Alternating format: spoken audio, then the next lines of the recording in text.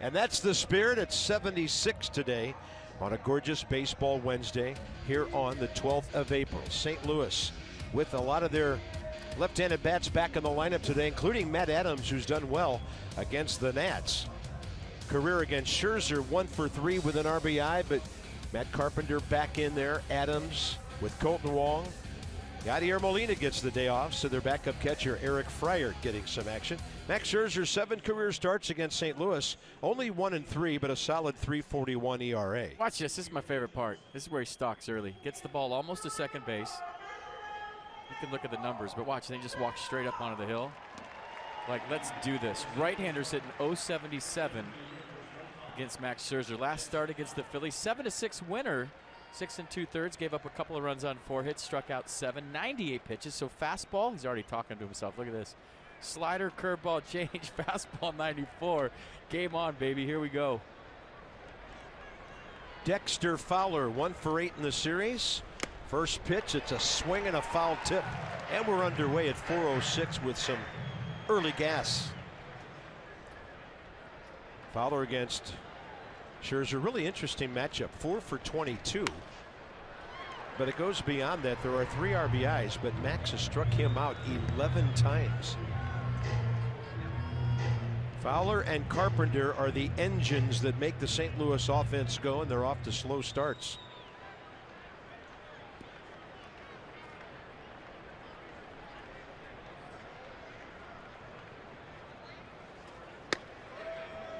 .97, it's coming out easy early. 17th year in the big leagues for Brian Knight, the home plate umpire. Lance Barrett. Jim Reynolds over at third, and out there at second is the crew chief, Dale Scott.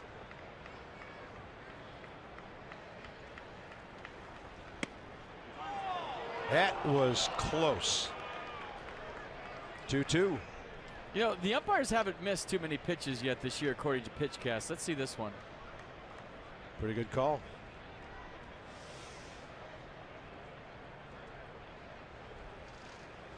Swing and a miss. Scherzer pulling the string a bit on Dexter Fowler.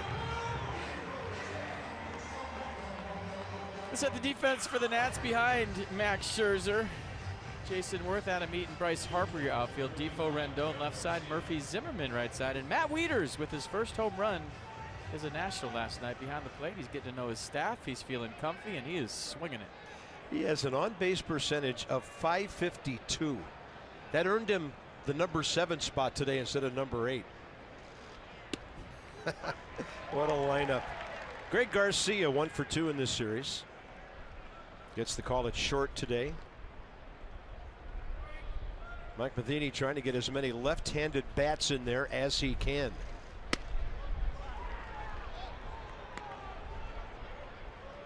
Nats in their beautiful navy blue jerseys, paying tribute to the military here today on Appreciation Day. 1 ball, 1 strike.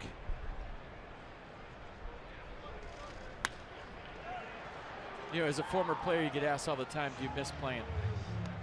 And my standard answer is no, but ever since Max Scherzer's become a Washington National, I miss it every 5th day when he's on the mound. He makes you want to play. Yeah. Or play behind him. Fires you up.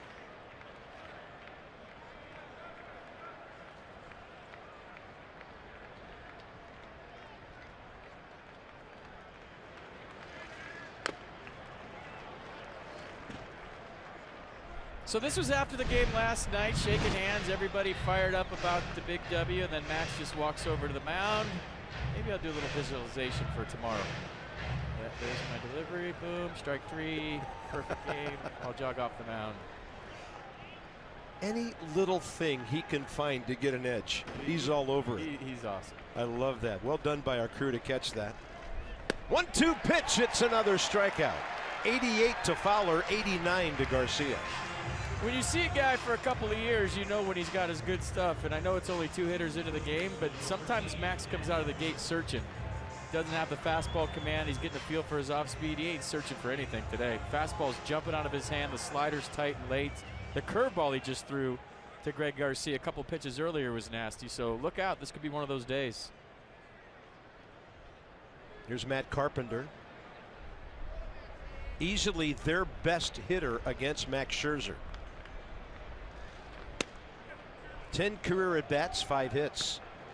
In this series, he's 2 for 4.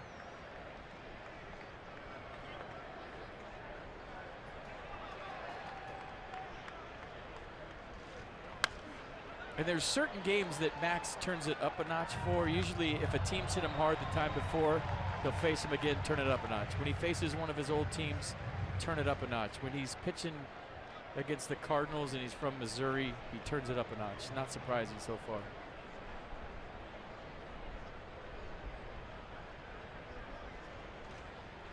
Wieters had moved a little bit outside, and that curveball way out there. Didn't do a whole lot. I think Max wanted to bring that back near the outside edge.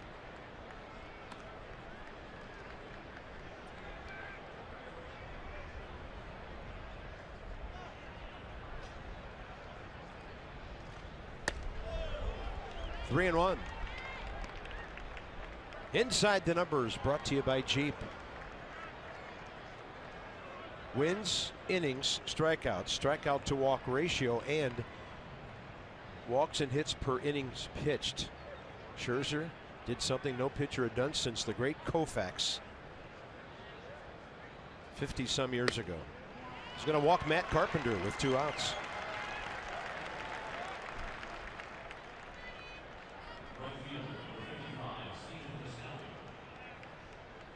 That'll bring in the right-hander Stephen Piscotty.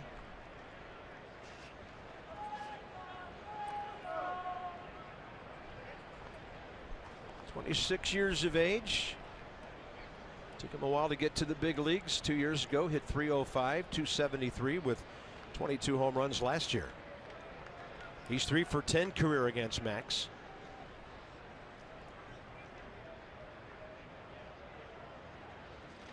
So off the stretch for the first time, and it does nothing to hurt the fastball.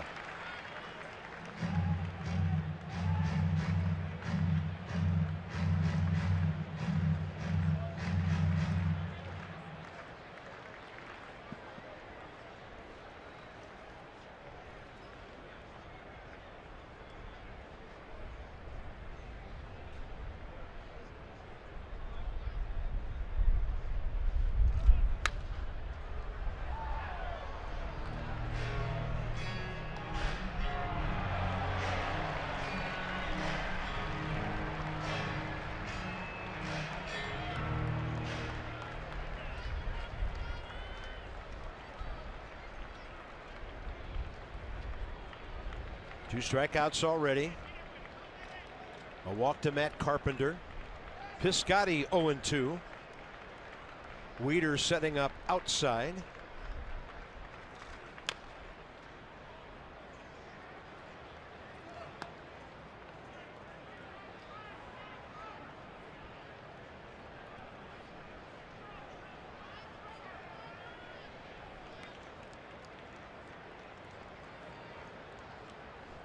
Max 267th career start.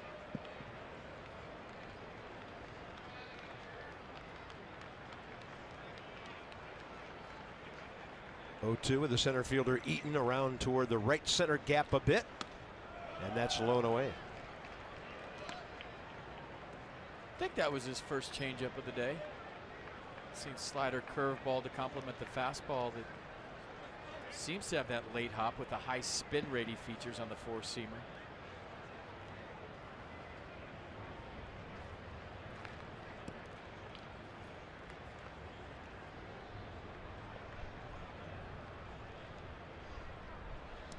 That bounces. No chance for Matt Wieters to grab that one cleanly. And the wild pitch puts Carpenter on second base.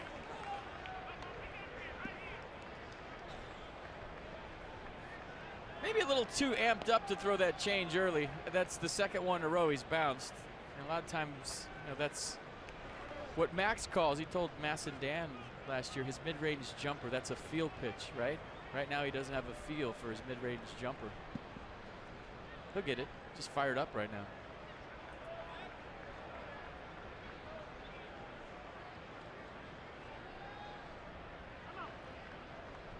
Well, the mid-range jumper is kind of a lost art in basketball, too. Everybody wants to shoot threes or dunk. Mid-range game important for a pitcher as well. Yeah, a lot of times you're on the run penetrating. You got to have the touch on that shot, just like a pitcher has to have a touch on the change. Matt Wieters will pay a visit. That's about it for the hoops today. But I think it's a great thought by Max.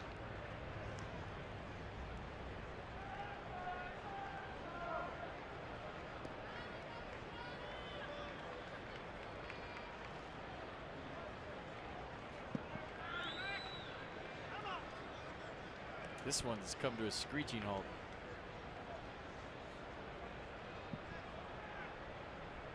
"20 pitches already.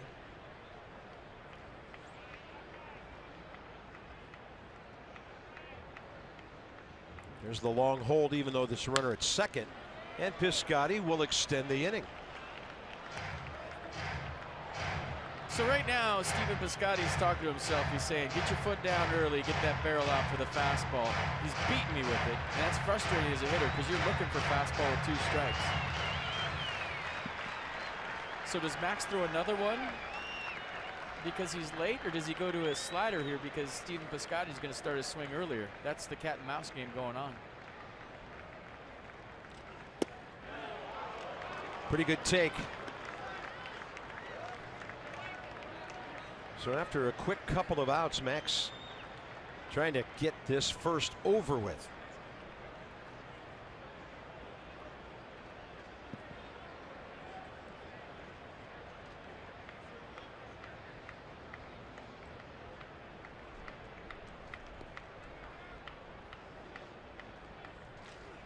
He challenges him, and that's going to cost the Nats a run. The walk at least will. And that gets beyond Adam Eaton. He'll retrieve it quickly and get it into the shortstop. Stephen Piscotty. Maybe his best at bat of the young season. And the Cardinals on top on his 3rd RBI. Well, he did exactly what I was saying. He got his foot down way earlier, and he was all in on the 3-2 fastball. And a lot of times the hitter, you say, if he throws me a slider, he's got me. Anything off speed, he's got me. But I'm committing to the fastball, and he was late on it the whole at-bats. This time he gets the barrel out front. And Adam Eaton did a nice job of hustling after that baseball, holding Piscotty to just a double. It was a double as soon as he hit it, and you were thinking maybe triple, but he got it back in quick. Now the inning plot thickens a bit with big, strong Matt Adams stepping in. And a hard slider gets him for strike 1. Adams 2 for 11 to start the season.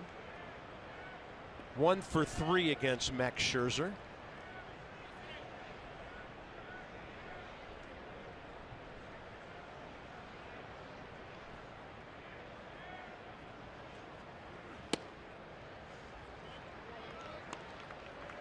Nats did get a run in the first inning on Monday, but then they gave up 2, so they've been behind early in all 3 games of this series.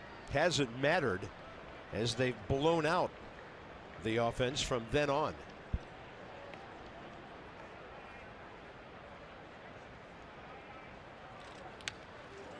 Healthy hack by Adams.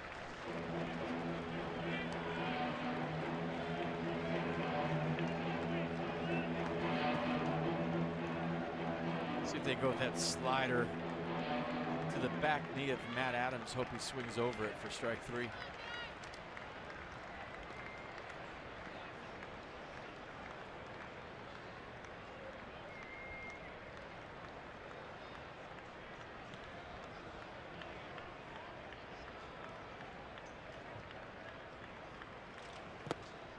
Goes with a changeup. 2-2. Pitch number 28 coming for Max here in the first.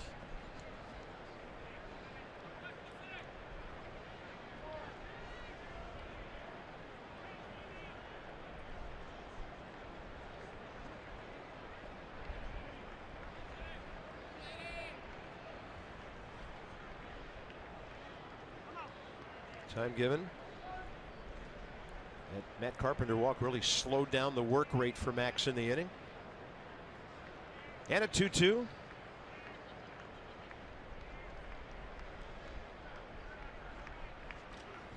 And Adams will hit one high in the air out to left center. Ball tailing back to Jason Worth. And St. Louis will settle for 1. Nats scored lots of runs. There's a new jersey for number 31. Quite a whole lot more if the Nats can jump on Mike Leake early with this lineup, hitting .308. First in the league, second in runs, second in home runs to the Mets. And Adam Eaton all over things in the early part of this season. So hitting safely in 7 games already, 9 base hits total in this series, a walk, 3 runs, couple of RBIs. First pitch from 29-year-old Mike Leake, strike 1. Leake coming off a gem last time on the 7th against Cincinnati. Gave up 1 run over 8 innings, 6 strikeouts, 1 walk, and guess what? He lost 2-0 to the Reds, so a tough luck loss for Mike Leake. Fastball, slider, cutter, curveball, change. So he'll sink the ball, he'll cut it back into lefties. Try to keep you off balance with the change. He's a ground ball pitcher, relies on his infield big time.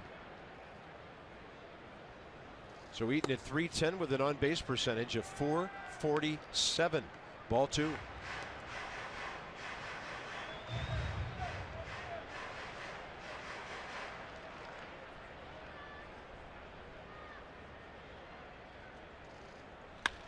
This one out to left center. A chance to plug the gap, and it will. Look at the opposite field pop for the Nats leadoff guy. And that's not the first time he's done that this year.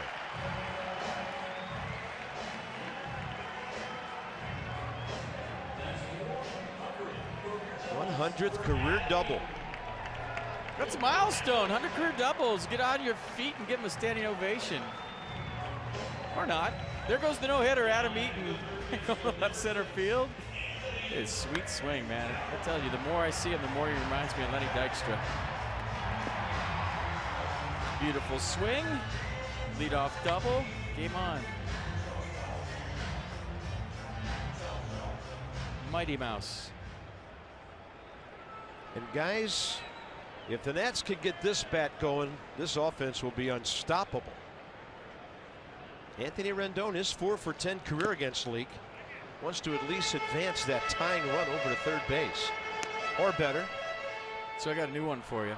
You did a great job with See You Tater. If he goes deep, you have to say Eaton Taters. Eaton Taters. Yeah, how about that? Somebody tell you to eat more starches early in the season?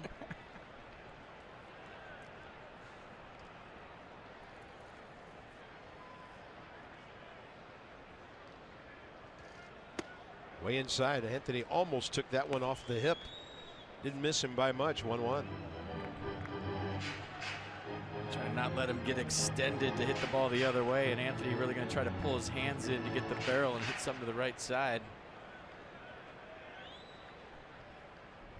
Big RBI man on deck. Bryce, 6th in the league with 8 driven in already.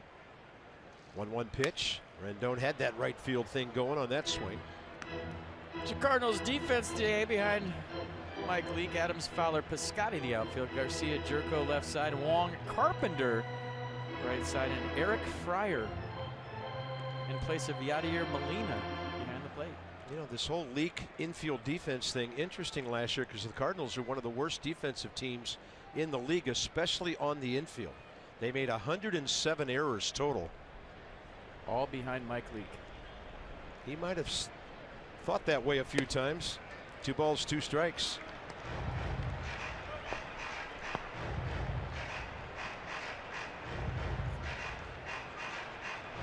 Cardinals go to Yankee Stadium after this, so it doesn't get any easier.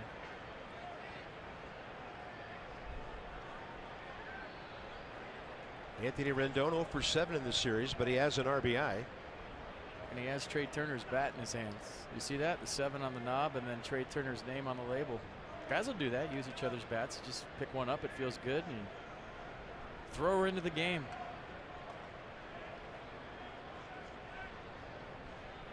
That means he could hit a triple here.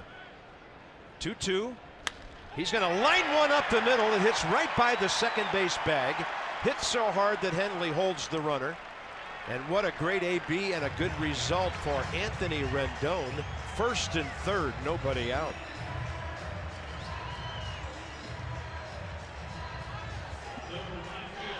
So Trey Turner with the single right up the middle. Mike Leake can field his position. The bat worked. Trey Turner not in there today. Anthony Rendon using his bat, and what a nice swing. You see that ball hit the bag and just stay down. Nice hold by Bob Henley with the big boys coming up. Yeah. Well, the Cardinal pitcher is in big trouble early here.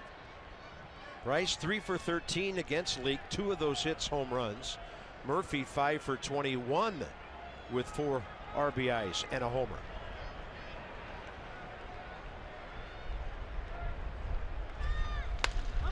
Foul ball. Time. Heard something from the umpire. I guess that was foul ball.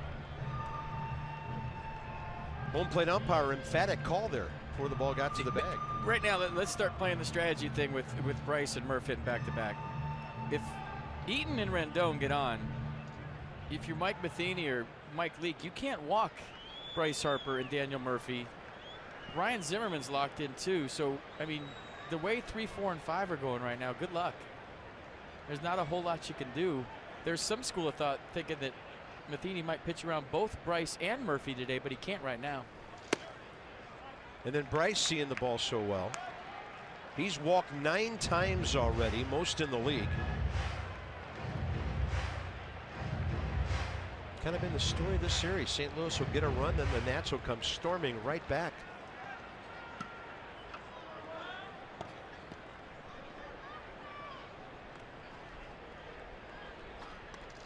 And you have to keep your eyes on Rendon at first as well. Thus the throw over.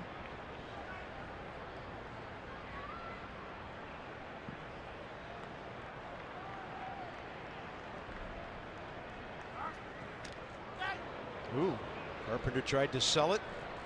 I think they might look at that. Mike Matheny's coming up to the top step. This might be one of those hold on, turn around, looking. What do you got here on the replay? Ooh, I would not be surprised if they challenge that. You know, especially considering everything you just talked about with this hitter and the next guy. They get a guy off of first base here. That's huge for them. David Bell. Yeah, they got to challenge that. Oh boy. I'm going to say, I think he's out. Rendon went in standing up, and it does not look good. All right, this is what they're going to look at in New York. What do you got? That little hop skip thing kept his foot in the air longer than he wanted, and he is out. That hurts.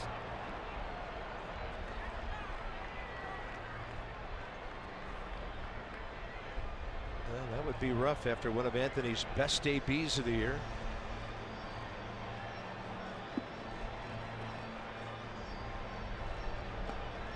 It also might take the bat out of Bryce's hands. Now you could pitch around Bryce. You have 2 bases to work with. It's going to definitely affect Harper's at bat. Counts 1-1 right now. Anthony Rendon is out. That hurts.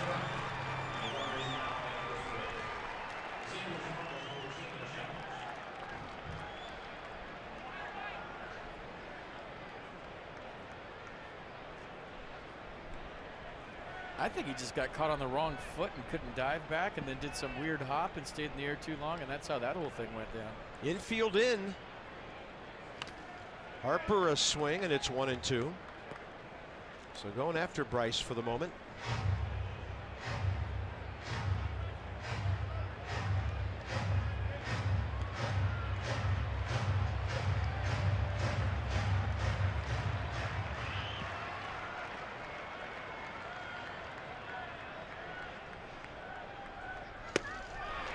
Boy, this inning takes a really bad turn for the Nats. 2 outs. It's up to Murphy with 2 down, and now they can really pick and choose whether they want to pitch to him. Check out the pitch sequence. Mike Leake to Bryce Harper. Fastball 90. Fastball 90 again. I'm trying to peek to see if they're walking Daniel Murphy and do this at the same time. And then the last pitch looked like a cutter in for strike 3, and they're pitching to Murph. Yeah. And Leake will go off the full windup here with 2 outs. Air quotes, pitching to Murph. Yeah, I was just thinking the same thing. Daniel in this series 5 for 11. He's driven in 5, couple of runs scored. Just like that, the Cardinals are out of the inning. Wow. 1-0 St. Louis after 1 in Game 3. Goes on the DL Monday with the right hamstring strain. Stephen Drew, 10-day DL today with the right hamstring strain. And there he is. Grant Green, guy who's got some big league experience. Parts of 5 years with Oakland, the Angels, and the Giants. A .251 major league career hitter. He was 2 for 13 in 4 games with Syracuse when he got the call. Front door breaking ball to Jed Jerko, 2nd inning underway.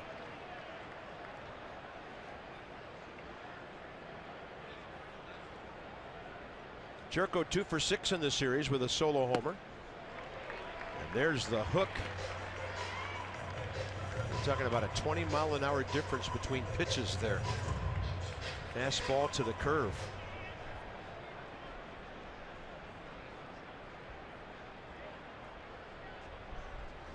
Then the heater, and he takes it right into right field.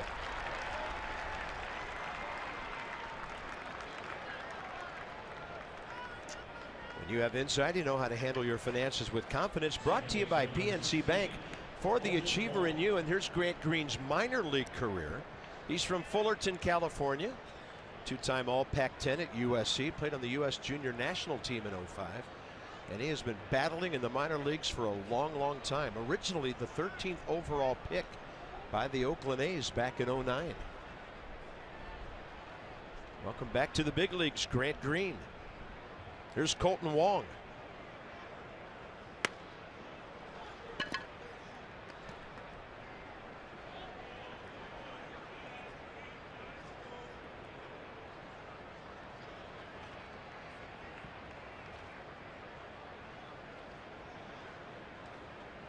I would love to have a spray chart in front of me of all hitters and see how many ground balls to second Jed Jerko's hit. I mean, there was a reason why Daniel Murphy was up the middle.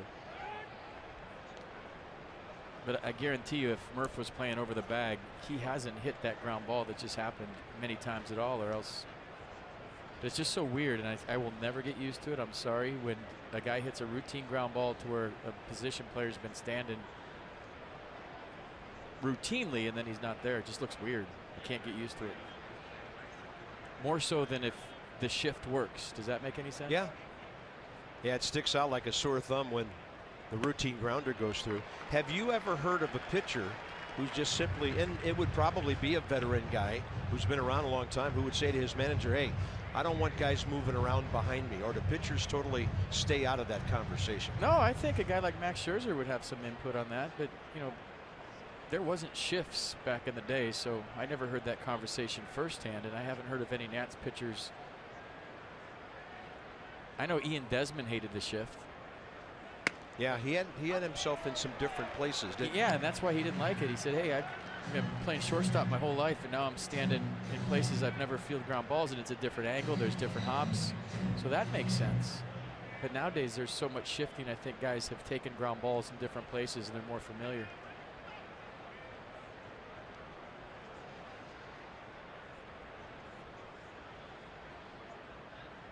One-two the count. And a great changeup turned over by Max Scherzer on Colton Wong for his 3rd strikeout. Mercedes-Benz on the pitch cast. A little less adrenaline in that changeup, and it's a beauty. Looks like a fastball the whole way to Colton Wong, and then just kind of falls off the table late. 84 miles an hour. You see the fingers wrapped around the baseball. A little deceleration, same arm speed as the fastball. Thanks for coming. Number 8 hitter Eric Fryer, the backup catcher, to Yadier Molina. A couple of teams have found out that this guy can hit. 368 for St. Louis last year in 41 games. Pirates picked him up on waivers July 3rd. Drove in 8 runs in 36 games for them down the stretch, and then he re-signed with St. Louis in December.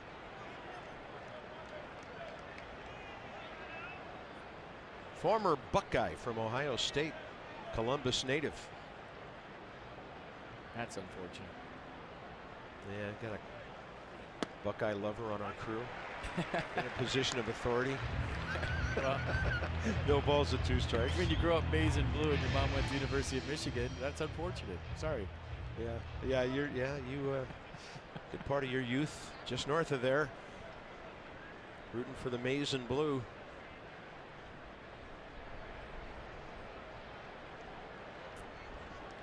Oh, 2 with 1 out.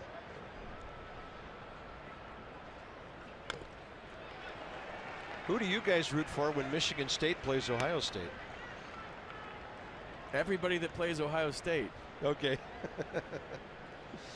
Even the Spartans, I get it.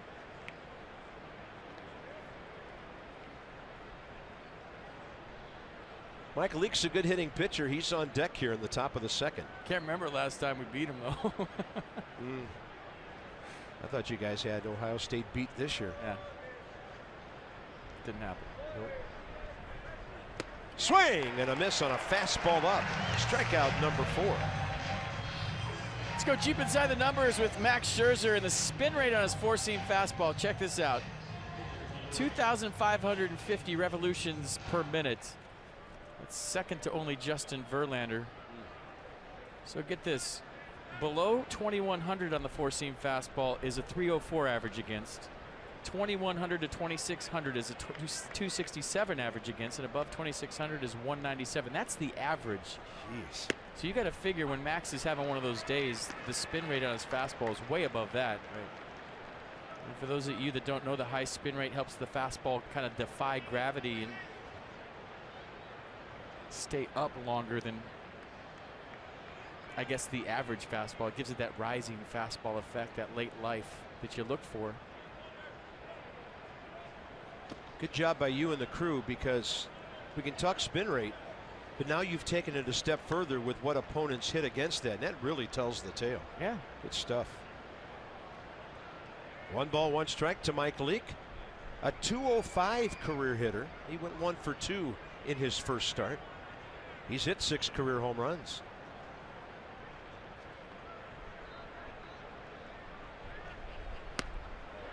Trying to hit number 7, couldn't get to 92 elevated. 1 ball, 2 strikes.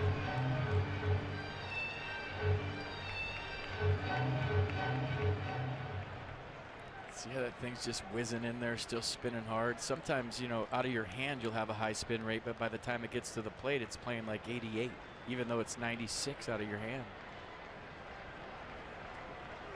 Swing and a miss, and he struck out 3 after the leadoff hit by Jed Jerko. Zimmerman, Worth, and Wieters coming up. 1-0 game. Visitors on top early. 1-2-0 Cardinals, 0-2-0 Nats. Washington's been pounding the baseball, and there's been a lot of pizza discounts going on around the district. Northern Virginia, Southern Maryland. When the Nats win and score 7 or more, 50% off. Regular menu price online orders, papajohns.com. Promo Nats 50. Proud partner of the Nationals, Papa John's. Fastball with a little sink at the end of it to Ryan Zimmerman from Mike Leake. Last time Ryan Zimmerman had these glasses on, he hit a home run in Philadelphia.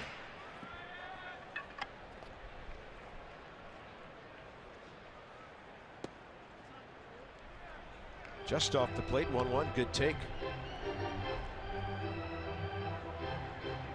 Ryan 4 for 9 against the Cardinals with a walk and 2 runs.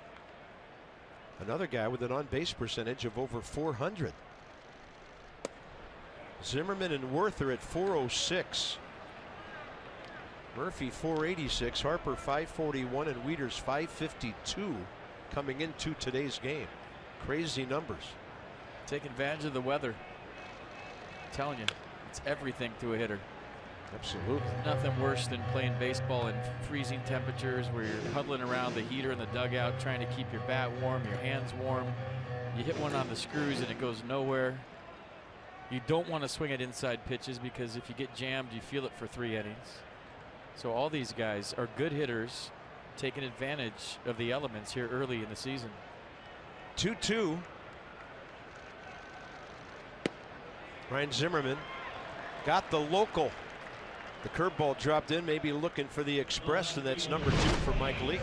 Here's the sneaky hot start. Everybody talking about Bryce Harper, Adam Eaton, Daniel Murphy, Ryan Zimmerman, and the big hairy fella has got out of the gates like I don't think any other season as a Nat. 3rd home run last night, sitting 345. Hit a home run off Lance Lynn again into the bullpen. We all had a deja vu moment. Strike to Worth.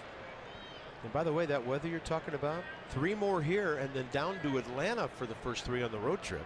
So for the next week, the guy should be nice and loose before heading to New York and then Colorado. What did that sign say? This seat is worth the money? Look at that. That's a great shot. The sign bought a ticket? Yeah. Sign's got more money than both of us put together. I want to party with that sign tonight. Worth will wait for an off-speed pitch and pop it to center for Dexter Fowler. Boy, that pickoff turned Mike Leake's early afternoon around, didn't it? Got the pickoff of Rendon with nobody out. 4 hitters in a row retired. Now he faces Matt Wieters. Getting to know Matt Wieters, brought to you by AARP. No, he's not that old. Out of Georgia Tech, a great program. Veritech, Nomar, Garcia Parra, other Kevin Brown, a couple of Gold Gloves. Old friend of ours is Tom Mee, who directs the TV for the Cardinals. He played in the minor leagues with Matt's dad, who is a hard-throwing right-handed pitcher who made it as far as Double-A. And according to Tom, who hit against him, he could bring it. His name was Richard, still is. And Matt off to a fantastic start for the Nats. Guides it the other way, and right there is Jed Jerko way off the bag. 2 innings in the scorebook on a possible sweep day for the Nats, down by a run.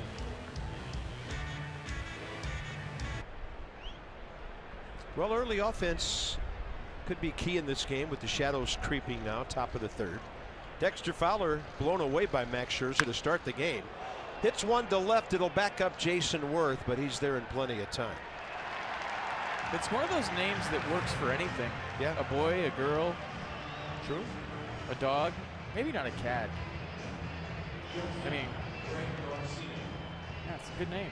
There's Harper somewhere in there. Is it the girl or is it the boy? She's cute. Look at her. Look at her. That's awesome. And then everybody else knows they're on TV. Even mom's getting into it. Good looking family. Baseball, the ultimate family sport when you come out to the ballpark. By far the best. It is. Garcia struck out swinging. So Fowler was up hacking early. Didn't want Max to get him to 2 strikes. Now Garcia is behind.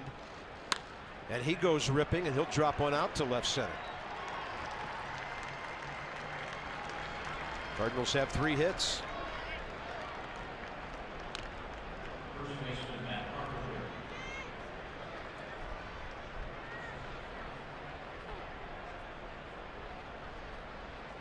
Max looked like he was headed for a quick top of the 1st. Walked Matt Carpenter on a 3-1 count.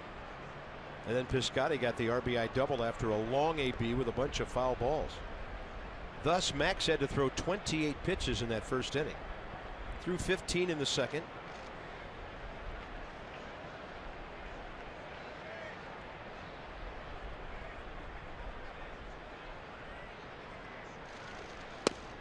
Uncertain swing for a strike.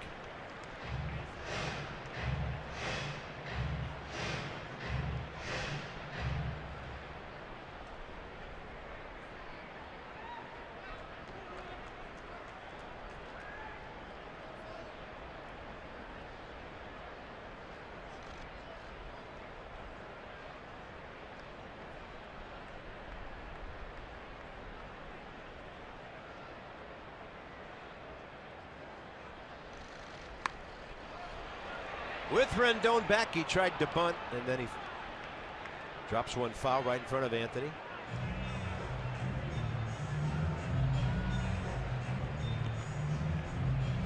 Got a pretty good jump on it. I was wondering if he's going to lay out right there and try to make a spectacular play, but it's hard to tell this high up if he was close enough. Maybe we see the replay again.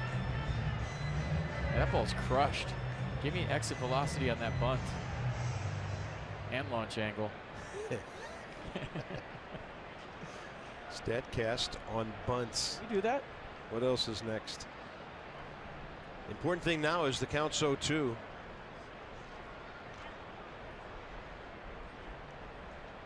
Murphy to pull. Defoe shaded up the middle. Rendon way off the bag. And Matt goes soft down there. Max trying to get a ground ball with the curve.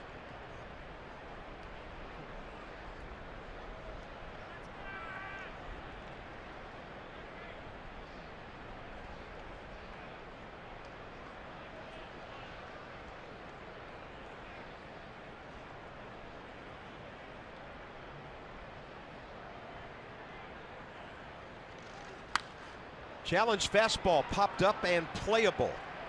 It's going to come twisting back to the right and then makes a Defoe's play. Wilmer has it, 2 outs. The Nats road ahead, driven by your local Chevy dealers. Visit ChevyFirst.com. Day off tomorrow. Phillies will be here for the weekend. And WUSA 9 will join us Saturday and Sunday. Steven Strasburg, Aaron Nola Friday, Tanner Roark, Jeremy Hellickson, who pitched well against the Nats. That'll be the Saturday game, and then Gio right back on Sunday against Jared Eichhoff. Day baseball for your weekend. 4:05 Friday, 1:05 Saturday, 1:35 Sunday. Happy Easter.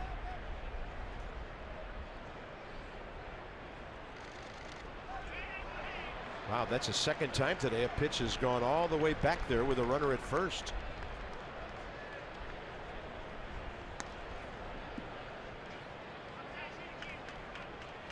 Second wild pitch by Max Scherzer.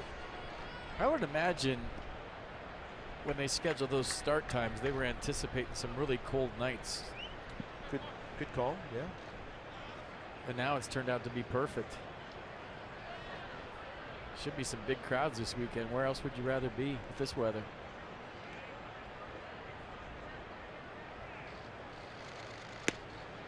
Swimming in the Anacostia.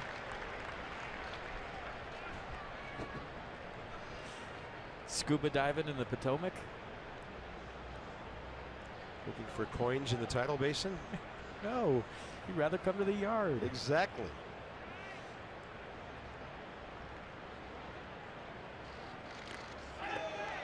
Wow, that one right through the wickets. And suddenly Greg Garcia with a 1-out single is standing on third. Well, this just made the at-bat for Stephen Piscotty a lot easier. Why? Because Max Scherzer is going to throw something up here. He can't afford to throw it in the dirt. Matt Wieters comes up on this ball. He tries to glove it. Doesn't get in front of it and slide and use his chest protector. He just tries to do the backhand stab, and it goes to the screen.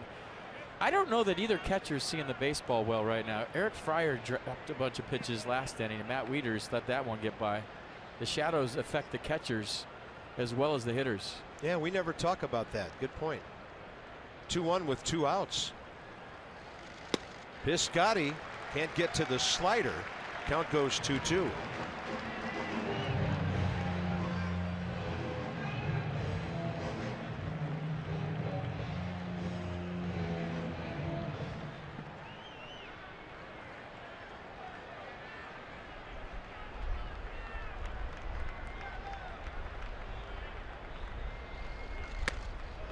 Tried to blow the fastball by him, up and in. 3 wild pitches. St. Louis has 3 hits, but it's 1-0.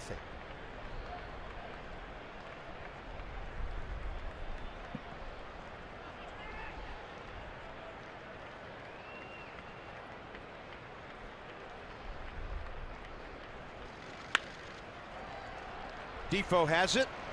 Long throw. Zimmerman stretches to gather it in. So it's been an odd 3 innings for Max, but he's only 1 run behind. He's going to have a chance, guys, over this next week with the 2 guys above him hurt. He's obviously got a live arm. Ryan Zimmerman made that play. And now Defoe leads off top three. That's Dan with our sideline report. Over 2 million vehicles sold and counting. Right into the glove of Mike Leake, who tried to stab that line drive Rendon hit last inning. So Wilmer Defoe hit the ball well, 1 out.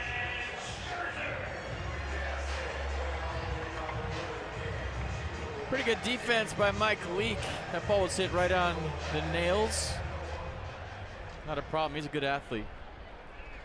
I want to say he played shortstop somewhere. That's in my memory bank. Max goes up swinging. That's why he's such a good hitter.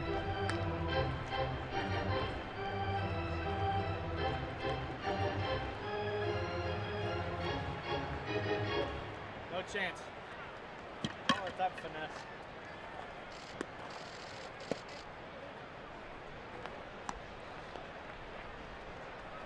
Rush hour over on 395, but we can't see it. We're enjoying a baseball game here at 5 o'clock. Max Scherzer, fly ball foul out of play, right field side. St. Louis, a run in the first after a walk. Stephen Piscotty a double. The Nats had their first 2 men on in the first and third. Anthony Rendon got picked off, and no offense since. Piscotty playing way over toward the right field line. Scherzer swinging a miss. Third strikeout for Mike Leake. 2 outs here in the third. All right, how about a little stat castification for you? Go back to the first inning. There goes the no-hitter. Mighty Mouse in the gap again. What new? Exit velocity 103 miles an hour, 20 degrees on the launch angle, a leadoff double. StatCast is brought to you by Amazon Web Services. Adam Eaton doing everything so far for the Nats. Yeah, 10 hits now, 30 at bats. Shows bunt, gets Jerko to creep in from third, and Carpenter from the other side.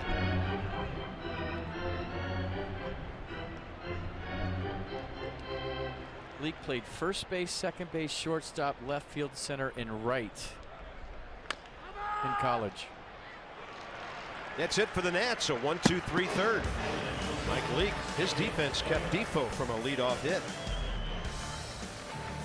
Today for the Nats, let's check out some Max Scherzer strikeouts, because Max likes to strike people out. Strikeouts are sexy, and he's got 5 so far today. The fastball command has been nice. The slider has been good. He's figuring out the changeup, so Max trying to get some help from his buddies on offense. The Washington area Toyota dealers help children and their families by making a $37 donation to the Children's Inn at NIH for every strikeout by a Nats pitcher this season. Top of the fourth. Adams, Jerko, and Wong. 5-6-7 for St. Louis.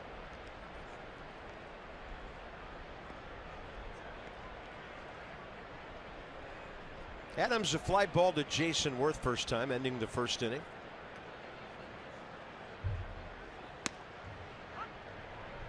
Kind of gives you an idea what hitters are seeing right there with that shot from behind home plate. Or not seeing. I know, I've always wondered, does that add an extra mile or 2 per hour onto the fastball? Obviously make the changeup hard to spot. You talk about trying to pick up the rotation on the seams all the time. Watch, you can't see seams. It's a gray baseball coming in. And as a hitter, you're looking for the rotation on the ball to decipher the pitch. Watch, it just gets gray, and there's no red in it. And you can't see the seams, so off speed generally works better with the shadows. But the fastball does play up, you're right. Curveball, strikeout number 6. Pitch cast from Nissan. Watch how gray the baseball gets. It looks better from the other side, but he didn't see that rotation. He had no idea. This will give you a look at it.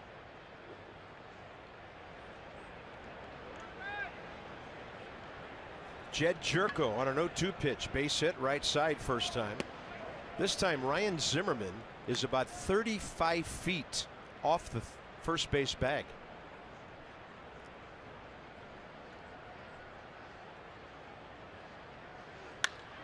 And Jerko will go out to right center.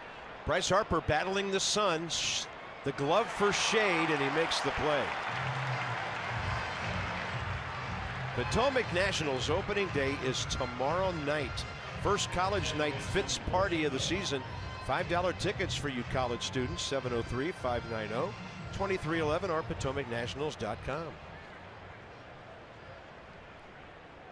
$5 high A baseball tomorrow night. Here's Colton Wong, struck out swinging first time. The best analogy I can give you to Carp, what the hitters are seeing, is when you take a picture and the light's behind you, and you can't really see your face, but if you turn around and the sun's shining on your face, you can see it. Same thing with the baseball right here. You know how you get the lighting when you're taking a selfie because you take so many? I've never taken one of myself with your selfie stick. Boy, you talk about. I mean, that's what it is. It's basically that picture you take. They're not saluting the military. Saluting.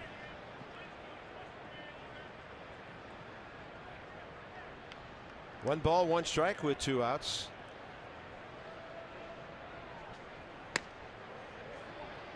Not one selfie ever?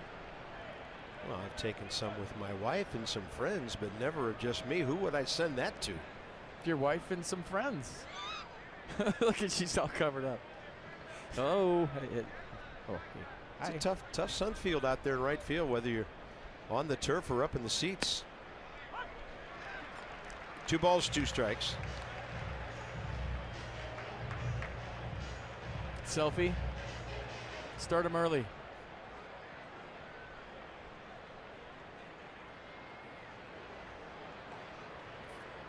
Two with 2 outs. That's why my ticket plan is over on the third base side, because in June, July, and August, our tough as nails fans are really roasting over on that first base side. Those guys get it.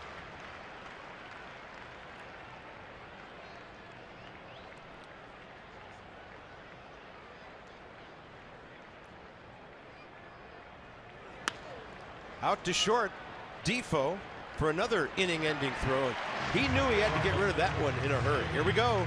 Rendon, Harper, Murphy, hopefully Zimmerman, and beyond. Some fantastic seats out there in right center, dead center field. And 15 minutes could save you 15% or more on car insurance. Visit geico.com to see how much you could save. Evidently, it's hard to see the tape at this time of the day, too. George fans on the tape. What's up with that? We've never seen that happen. Tape threw him a changeup. Rendon, first pitch swinging. Close, out, bottom of the 4th underway. He couldn't see through his esophagus.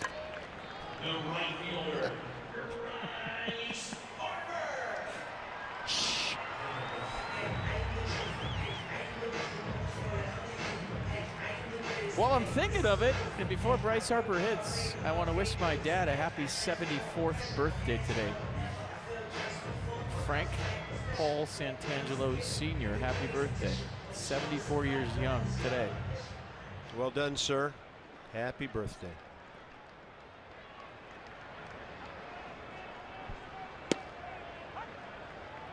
Well, there's 3 of you now. I mean, 3 FPs out there. My dad's saying right now, oh yeah, the racing presidents with gray hair reminded you of my birthday. No, George was first, and your dad's #1 in your heart. Absolutely. I've met your parents several times. Very nice people. I'm here because we used to listen to Ernie Harwell on summer nights in our house as kids in Detroit Tigers baseball.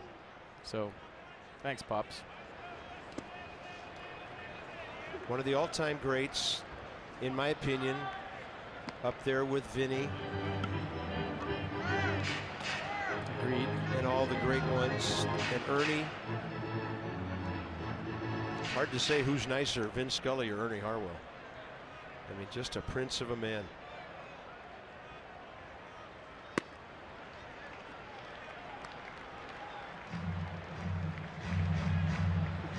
Yeah, now Vinny's retired. Wow.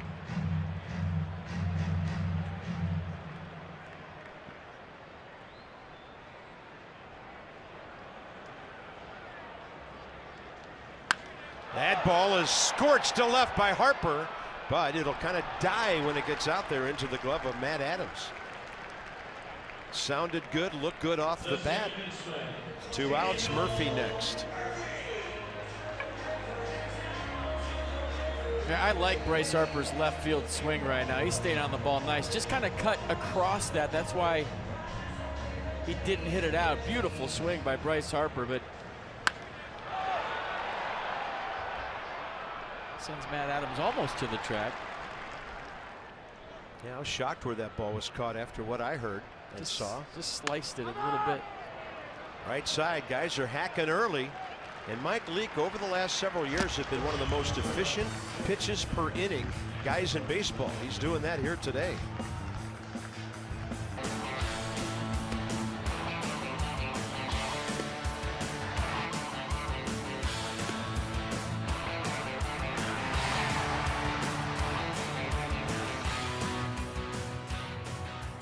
Max Scherzer staring at us from way up there in right field.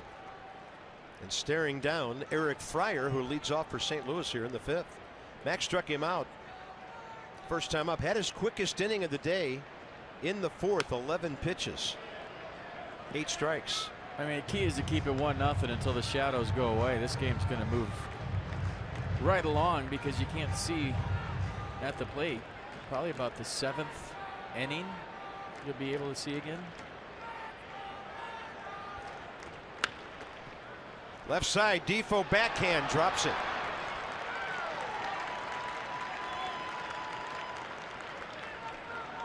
I tell you, Eric Fryer was getting it down the first base line.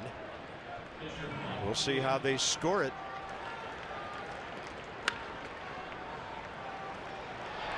Yeah, that's a play Wilmer will tell you he usually makes. I mean, he got a nice high hop right there. That wasn't an in-between hop or anything. That ball just kind of clanked in his glove.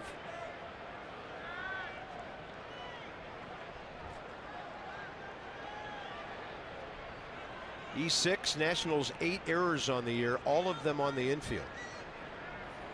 And Leake now up there. He has 39 career sacrifice bunts. The way you separate your batting practice glove from your gamer is if you go to the backhand, the ball sticks. You do that a couple of times in BP, that's your gamer.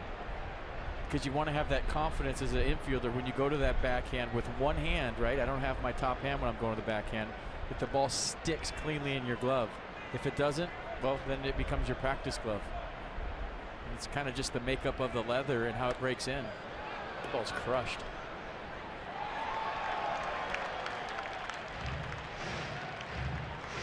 Sometimes gloves get old and floppy and you go to the backhand and the ball won't stick, it'll just drop. Sometimes you put a bunch of pine tar inside your glove so it does stick on the backhand. Rosin.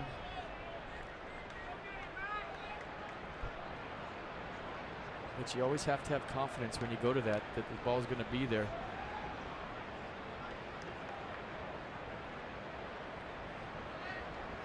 Leake squared, pulled the bat back, squares again. And then spins out of there. Ball 1. Corners are charging hard. Mike Leake can handle the bat. Maybe the conditions are such that he bunts, but if he pulls back and slashes right here, he's got a good chance of getting a hit. How'd they score that? E6. Thank you.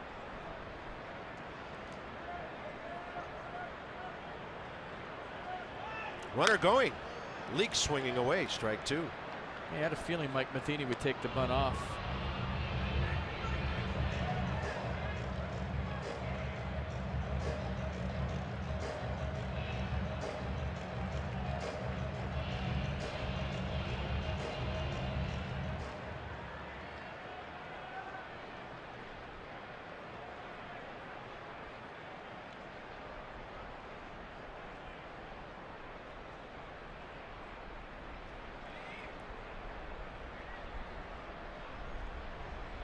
Now bunting and not able to keep it fair, so he strikes out.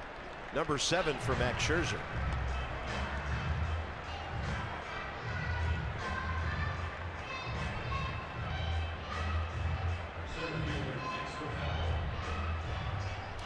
It'll be the 3rd time around for Dexter Fowler, who Scherzer struck out in the 1st, and then swinging early in the count, he hit a fly ball to Jason Worth in the 3rd. He has scored 3 runs in the series, 2 of them after errors and then 1 after a double last night.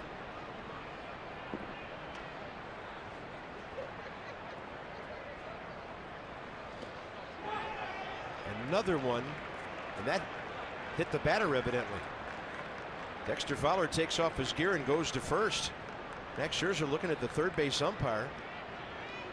And evidently hit by the pitch is Dexter Fowler. 2 on, 1 out.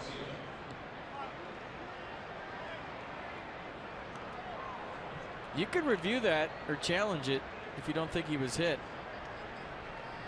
What do you got right here in the Exmo? He never lies. Can't tell. I think Max's leg was in the way. Took a funny bounce though. Yeah, I got his foot.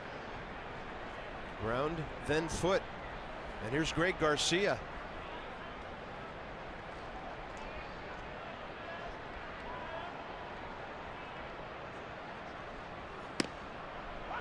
Perfect heater, handcuffing the left-handed batter.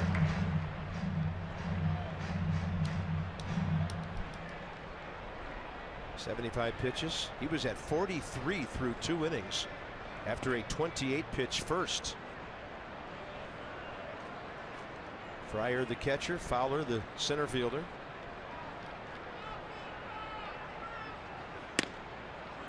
Tried to repeat that fastball and it just missed.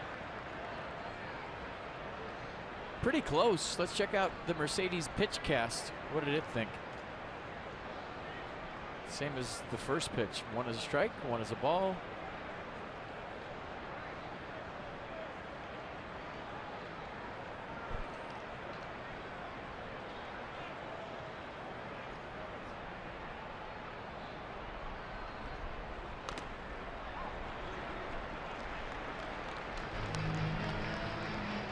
I'd imagine taking that a step further that umpires have trouble seeing the baseball right now.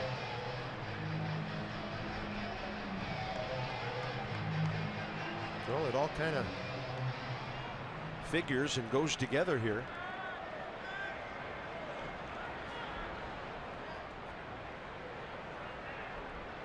Tough time of the day for a right fielder.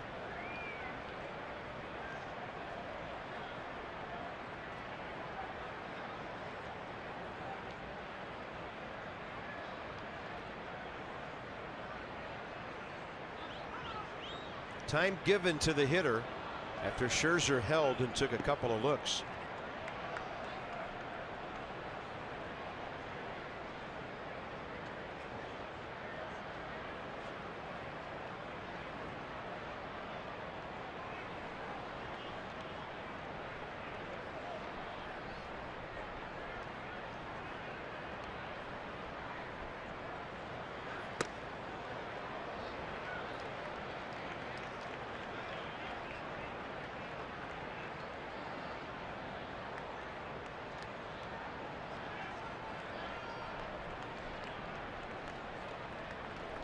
See if he goes to the 2-2 changeup for a ground ball double play. Throws that changeup about mid-thigh high and lets it work down. He's got a good chance of getting the ground ball.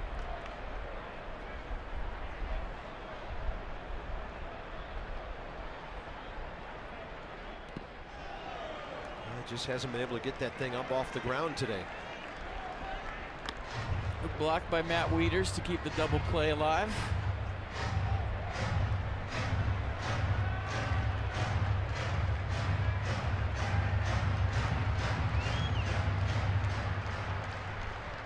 Start the runners here if you're Mike Matheny.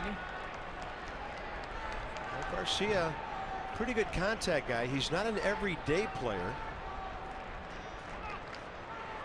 Matt Carpenter on deck. This game has zero flow, zero. And then Max is a guy that loves rhythm. He loves to get it and go. And for whatever reason, it's just he can't get into a rhythm because maybe plays not made behind him. Guys stepping out. 3-2 pitch, 1 out. Runners hold. Bases loaded.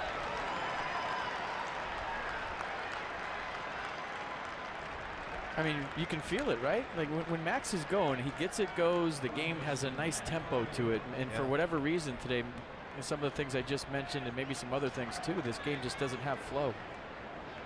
The Cardinals have the bases loaded without a hit.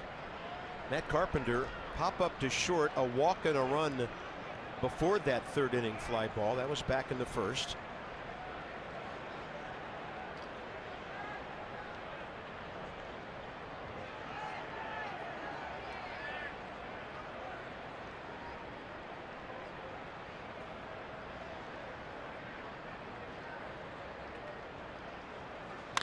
He goes up hacking. This will be close. Long run for Defoe. He'll get there, but the runner tags and will score. Throw to third deflected off the glove, and then retrieved by Matt Weeder. So that's a foul ball sacrifice fly for Matt Carpenter as Eric Fryer, the catcher, scores. Well, that's a good play by Defoe. If you're wondering, should he let it drop or not, you got bases loaded, 1 out, and one of the better hitters, if not the best hitter for the Cardinals up, and you'll give up 1 run here to get out of this.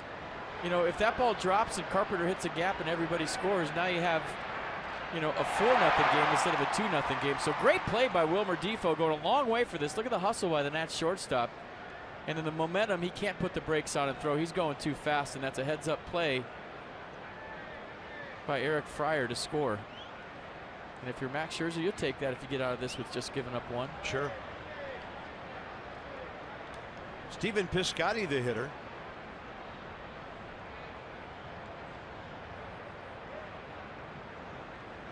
I never bought the let the foul ball drop unless the game-winning run is on third base. You know, and it's late in the game. Yeah. You take outs when you can get them at the big league level because these guys can hit.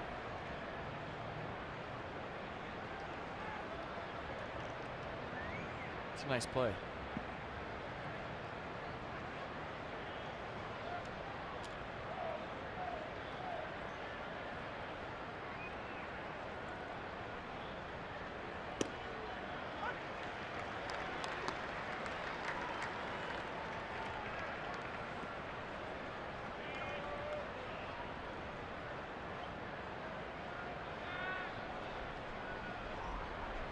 Two nothing, top of the 5th.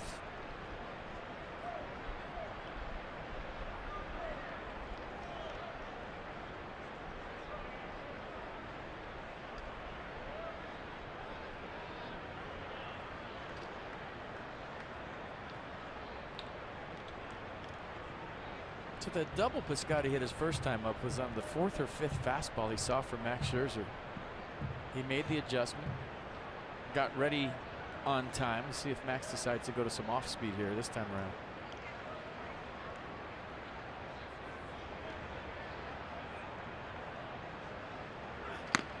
Fastball up.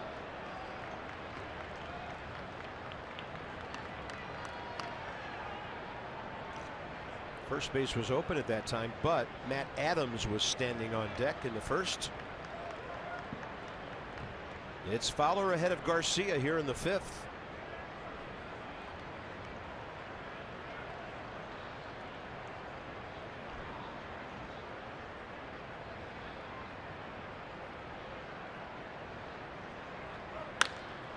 That ball is trouble. On the ground, another run scores. Piscotty has 2 of their 3 runs driven in. Everything in this inning unearned after the error by Defoe on the leadoff man, and it's 3-0.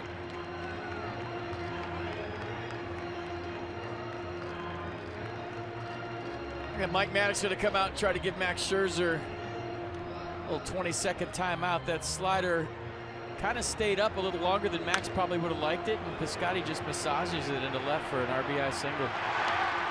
Eaton with no chance at third. Line moving here in the 5th for the Cardinals. Yeah, first hit of the inning by the 6th batter of the inning. Matt Adams is next.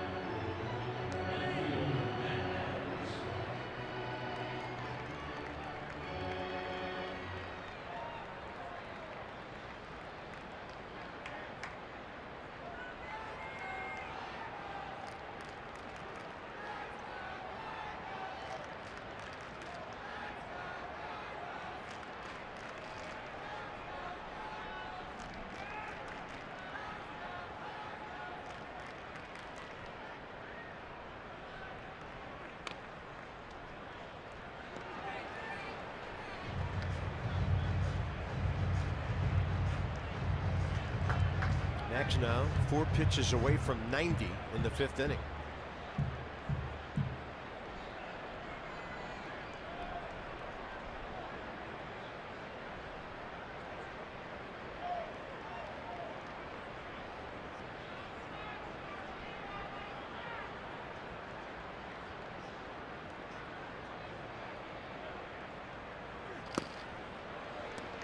Good fastball.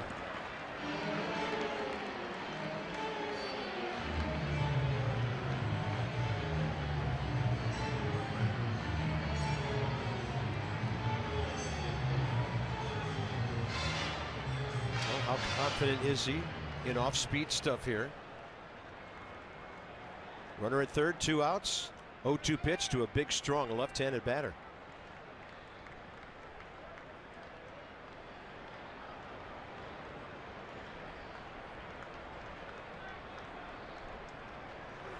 He says no off speed right there. And Max Scherzer stalks off the mound after his 8th strikeout. St. Louis picks up 2 unearned runs. 3-0. Zimmerman straight ahead. Weeders. Mike Leake is throwing 10 pitches per inning right now.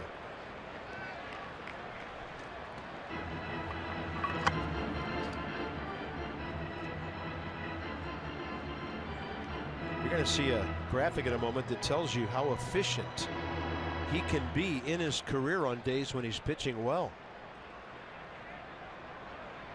Target in. Low. Jeep inside the numbers. Look at that, 15 per in his career. Better than Wainwright, Kershaw, King Felix, and the former Nat Jordan Zimmerman, who was always working quickly and around the plate. Ball 2.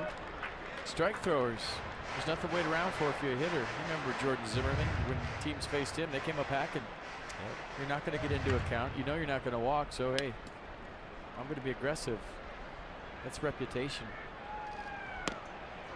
That is perfect at the knees for a called second strike.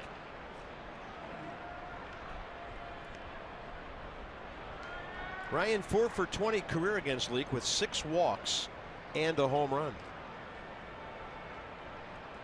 He's retired 11 in a row.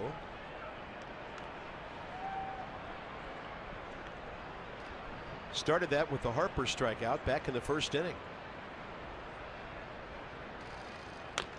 He had Ryan reaching, and Zimmerman does well to stay in.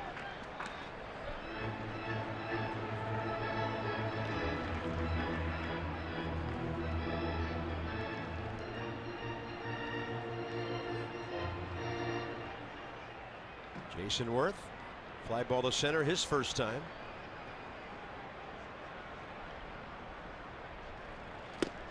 Way outside, 3-2. This is where you just got to bet the house on a fastball if you're Ryan Zimmerman and jump on it. I mean, it's hard to pick up rotation right now. It's tough to pick up the seams. Just find yourself an elevated fastball and get on top. Looks like it's a slider, though. Yeah, he's thrown about 3 or 4 to Ryan in this at bat now.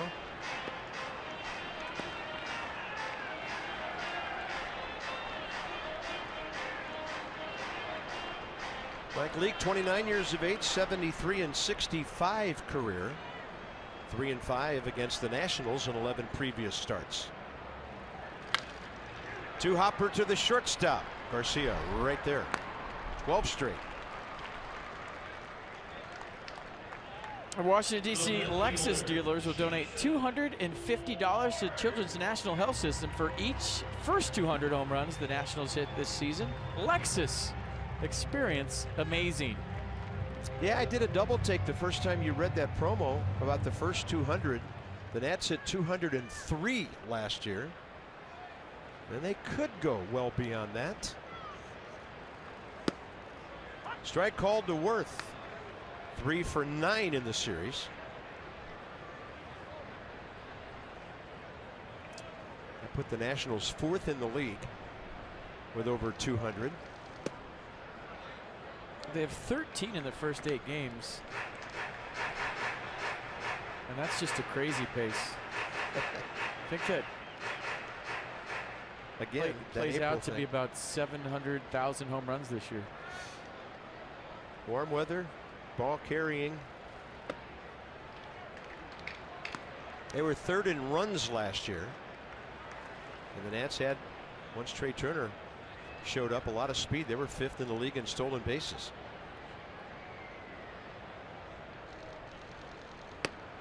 Another 3-ball count. Right now they'll take runners any way they can get them. Matt Wieters, the switch hitter, on deck.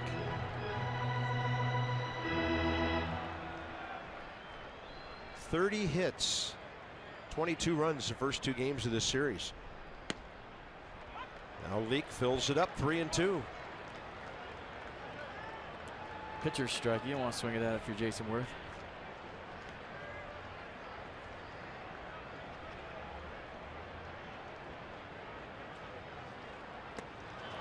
And on a pitch that ends up way outside, Mike Leake has his 4th strikeout of the day. So last night, Matt Wieters checked in with his first see you later as a National, just over the wall into his own bullpen. See the leg kick, the extension. Jose Lobaton, helmet taker offer guy, and Matt Wieters, home run number 1. Jason Worth's look of disgust was, I had no idea that was a slider. I couldn't see it. You could just tell his body language as he walked away. And knowing Jason, he's mad at the 4 o'clock start time, not the fact that he just had a 3-2 slider that he couldn't see. Wieters hits it hard and foul. Been impressed with his left field stroke so far. 4 for 8 in the series. Been on base 6 times.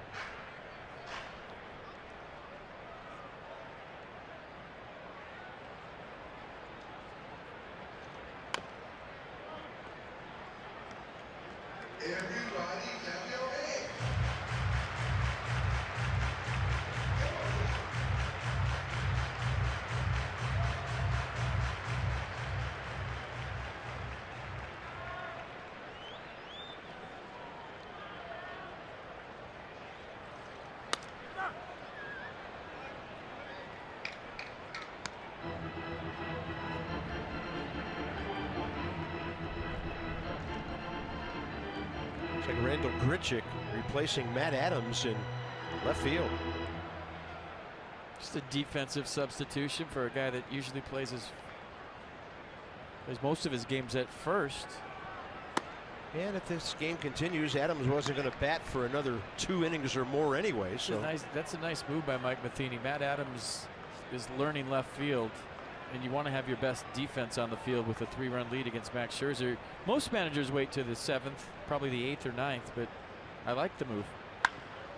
Wieters, and that stab by Mike Leake. He's played Gold Glove pitching defense today, as well as retiring 14 in a row, and this ball game into the 6th inning. The party, so to speak.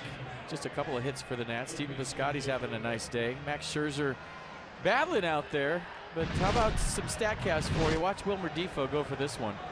Light him up. Trail of breadcrumbs behind him. He makes the play. He went 20 miles an hour for that, covered 122 feet, and then fired her back into the infield. Wow. 22 miles an hour, that's getting it.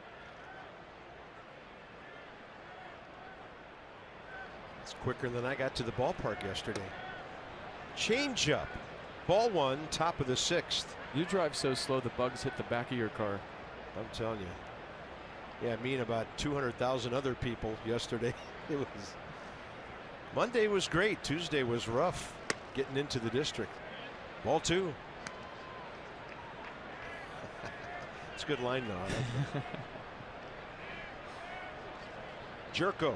It's gone the other way twice. A base hit and a fly ball to Bryce Harper.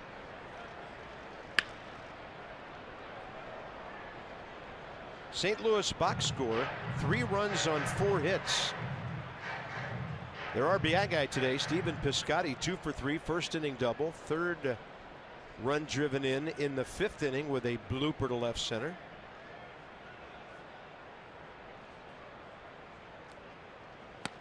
Swing and a miss on a ball cutting away. 2-2. So as soon as these shadows kind of move over that way just a little bit, and it's dark where Adam Eaton's standing, you'll be able to see much better. You like the new fancy telestrator? That was an arrow. I know you didn't draw that from scratch. We got a fancy schmancy telestrator this year. And we don't mind telling the folks we have a fantastic new production truck from Masson. It's called Chesapeake. Great name. 2-2. Swing and a miss. Number 9 for Max Scherzer. Nissan on the pitch cast. Changeup, fastball, slider, slider, fastball, then 96'd him. Little cut to that at the end. Did you see that kind of move away from Jed Jerko? Good pitch. Watch this ball just kind of stay that way, and the way Wieters caught it, it was moving toward the left-handed batter's box. Colton Wong, swinging strikeout, ground ball to short, running out of there as if to bunt, then he took a strike. Max is due to bat second in the bottom of the 6th. Pitch counts at 95. Nats down by 3. You know he wants to keep going. That's a beauty. Curve at 78. Strike 2.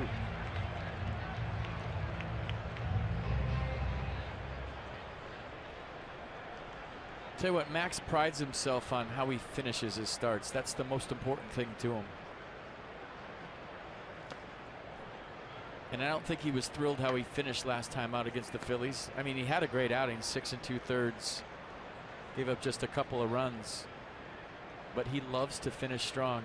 His last 15 pitches are the most important, he says.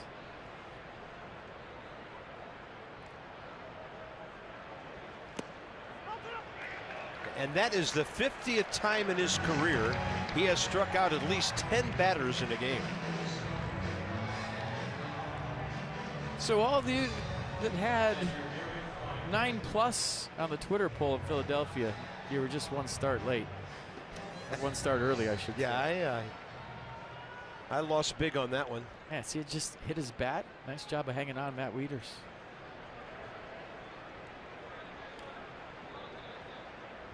Two outs, bases empty. The catcher, Eric Fryer. Stalking, did you see him back cuddle up on the mound? He's feeling it.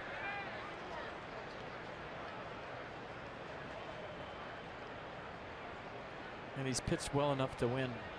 And the other thing, the Nats only have one left-handed batter on the bench in Adam Lind. You might want to save that for later if you're Dusty. So very possible Max Scherzer could stay in the game even though he's at 100 pitches. It'll be an interesting call for the skipper. I'm betting no. Too early in the season to extend him, especially down 3-0. It's a good thought. No, I see what you're saying, though. I mean, they need offense right now. They got to come back.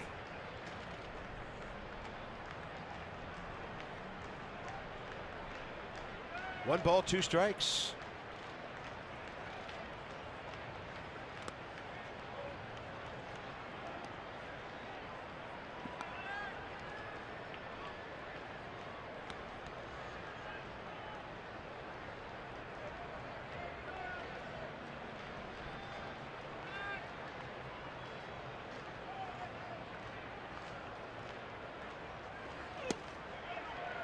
Appeal, no swing, says Lance Barrett.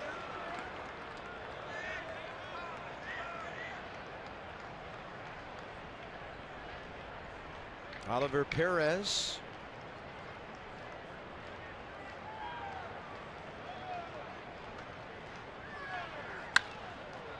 In the air to center. Cruising for it, Adam Eaton. Max Scherzer, a 1-2-3 6th inning. So if that's it, he did finish strong. 3-0 after 5.5. So Dusty will save Lind for later and go with Michael A. Taylor, who does have a career home run against Mike Leake, by the way.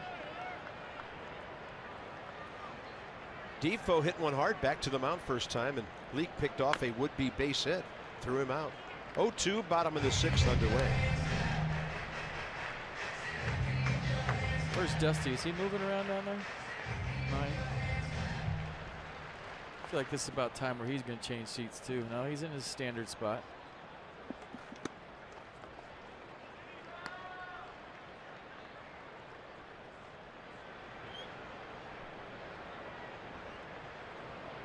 Base runners needed big time.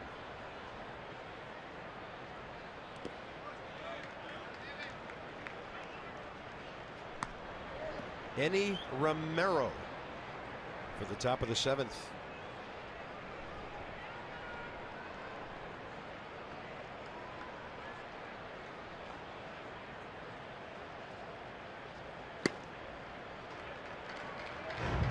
All right, big pitch coming.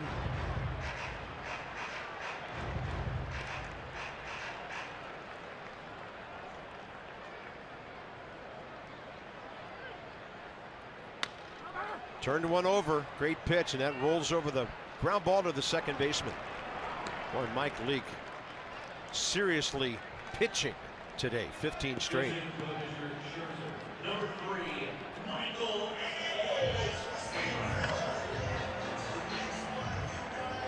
Michael A. Taylor has not had an official at bat yet in the regular season.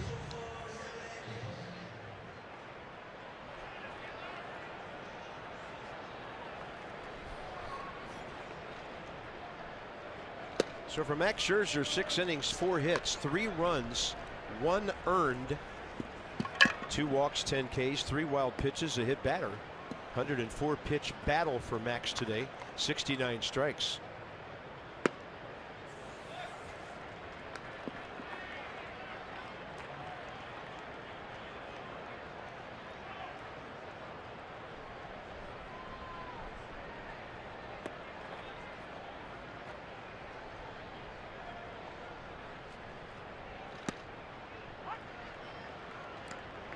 Talking to Mike Maddox.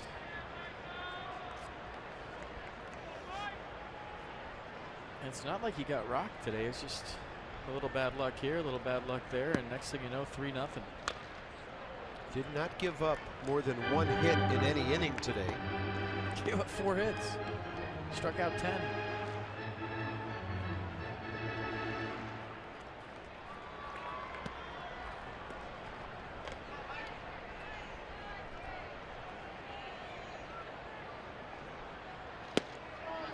Taylor gone, 2 outs.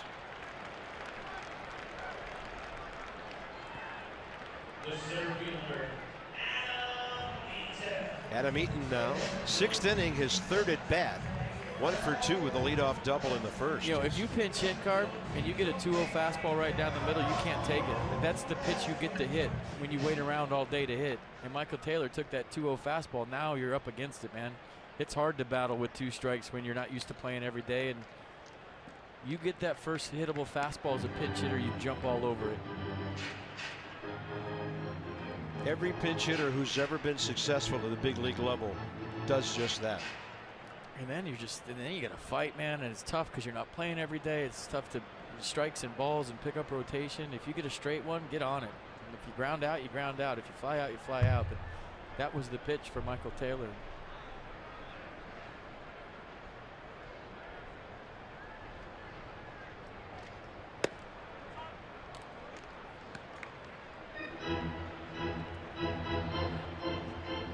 Nice crowd on a beautiful day, and Mike Leake has shut things down here. Oh, 22 runs the first 2 games. You were kind of hoping that would continue, but that's not realistic, right? Not at all.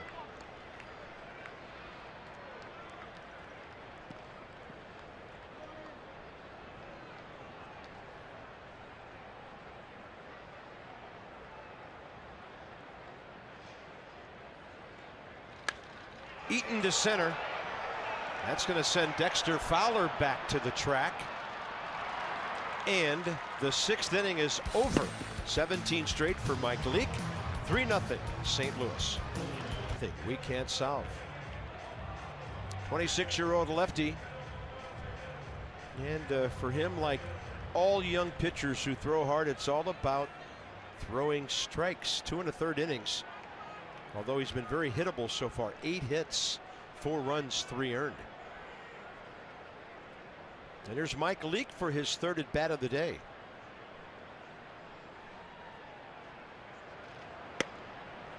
Yeah, the fastball from Ennie has been averaging 97 this year. Slider, cut fastball to go with it. So I think. Well, there's a busted bat. Anthony Rendon for the out. There's the cutter.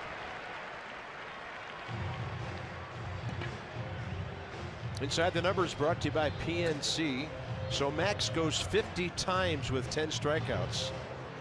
Among active pitchers, only Clayton Kershaw with more. Kind of a surprising gap between Scherzer and the rest of the guys in that field. Verlander a dozen fewer times. I like the 50 Shades of K. Clever.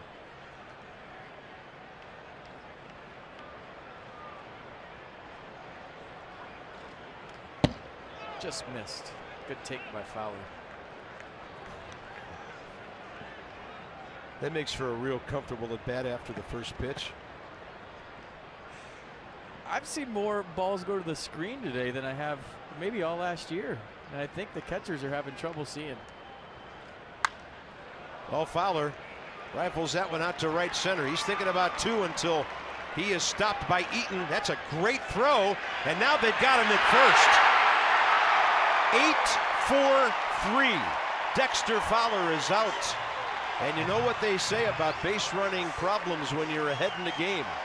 This whole play, Carp, was Dexter Fowler tripping before he got to first base. He stumbled before he got to the base, or he was thinking too. Great hustle and great angle by Adam Eaton. That's tremendous route efficiency. And then Daniel Murphy with a snap throw to first base, and that might have been Wilmer Defoe. There's the trip I was talking about, and then he still kind of wandered out there. Look at how he kind of casually stops. Oops. And Daniel Murphy with a quick throw, and that's a nice play by everybody involved. Good tag by Ryan, nice throw by Murph, and a nice route by Adam Eaton, and a strong throw on the money to Murphy. Ooh, Greg Garcia takes one right in the back, and you could hear him up here.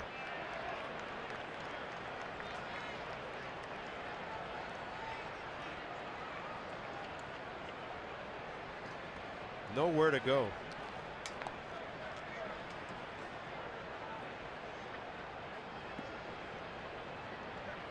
Here comes Matt Carpenter feeling really comfy, about to step in. And Mike Maddox to the mound.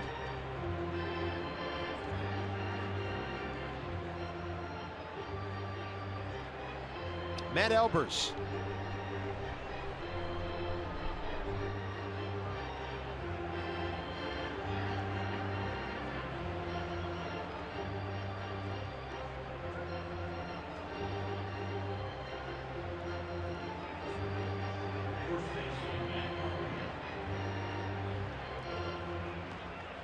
Matt Albers for Stephen Piscotty if the inning goes any farther.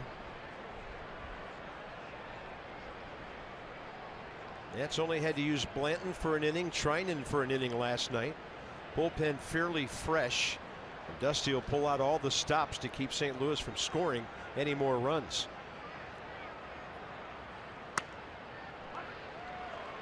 Cutting action. Outside edge, strike one.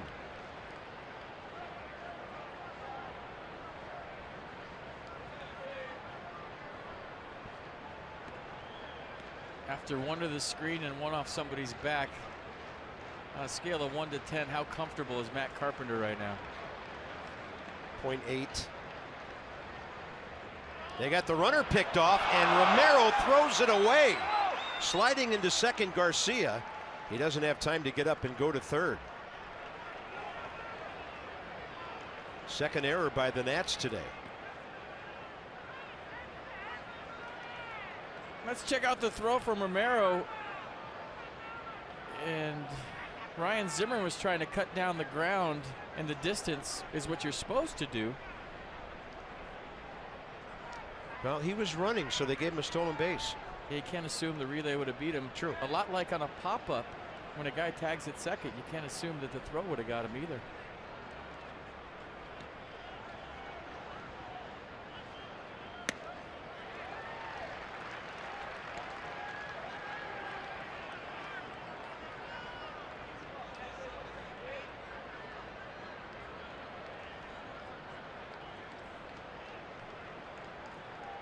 Some things on the infield have gone haywire today.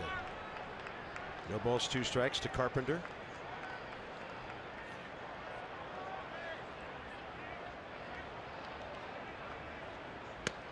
Right down the middle, Matt walks away.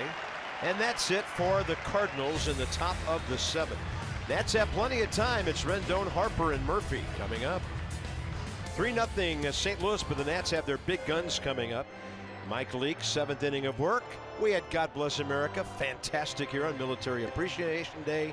And now the stretch. And here's Dan with our Coons.com sideline report. Bob, Bryce Harper off to a really strong start to the season, and Dusty Baker was asked the other day what he sees in his right fielder at the plate. He says he's seeing two things. He's calmer in the batter's box than he was last season, and he's not fouling off pitches, and that's kind of beneficial, Dusty says, in two ways. One, you're not finding yourself behind in the count as much. If you foul off a 1-1 pitch, obviously you're down in the count 1-2. And additionally, it means you're not missing pitches that you could square up, and that's something that Dusty mentioned throughout the middle part of last season. Bryce was getting a pitch to hit here and there, but he was fouling those pitches off, not squaring them up as frequently as he had in April of last year. So Dusty's saying what Bryce is swinging at now, he's putting the barrel on it, not fouling off those good pitches, which is generating bad counts or generating missed opportunities. He's putting the barrel to the ball and putting it in play. Well, when your head's still and there's less movement, it makes you more consistent with your bat path, and you're able to square balls up. If you're moving too much, you know, it's hard to, if you're moving, the ball's moving 95, to hit that thing square. So all of that makes perfect sense, and it looks good. Bryce after Rendon and in front of Murphy here, bottom of the 7th. By the way, if you're wondering, Mike Leake in 203 career starts, 4 complete games career. Here he goes for his 7th inning. Missing down to Rendon, who's 1 for 2 today. Well, if you're going to jump back in this one, this is the inning. This is the time. I mean, 2, 3, 4. You're hoping 5, 6, 7. Sean Kelly getting loose. I would think it's now or never for the Nats today.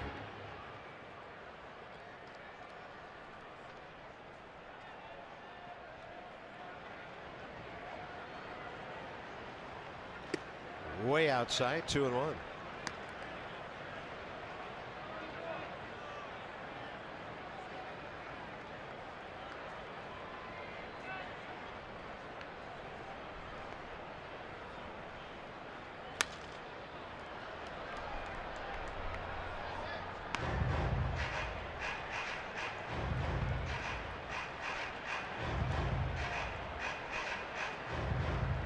So that first inning pickoff is looking big right now. Who? Harper was in the batter's box. Murphy was on deck. 1st and 3rd, nobody out at that time. 2-2 pitch. Anthony Rendon takes a fastball near his hands, and the count goes full. Mike Leake's probably had more 3-ball counts in the last inning or so than the entire afternoon combined. And you wonder, Dusty played Stephen Drew at third base, said Rendon's leg was hurt. You wonder if that might have been a reason why he didn't slide going back into the bag in the first day on the pickoff, because of his lower half issues. Dusty changing it up.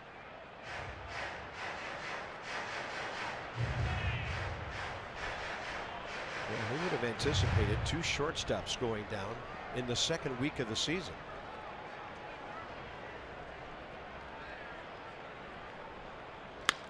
Rendon to right. Piscotty, fair ball, and now foul as he stays with it for the first down.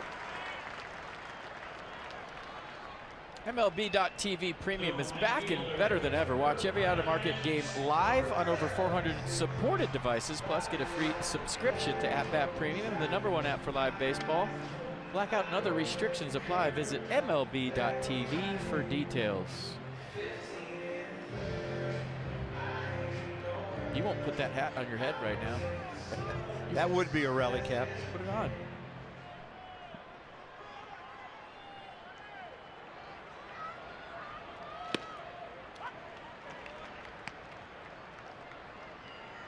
Bryce Harper, a strikeout, fly ball to left. Still 5 out of 8 in this series. Mike Leake, one thing he keeps doing, he's working fast. He has not been off the stretch since he picked off Anthony Rendon in the first inning. Wow.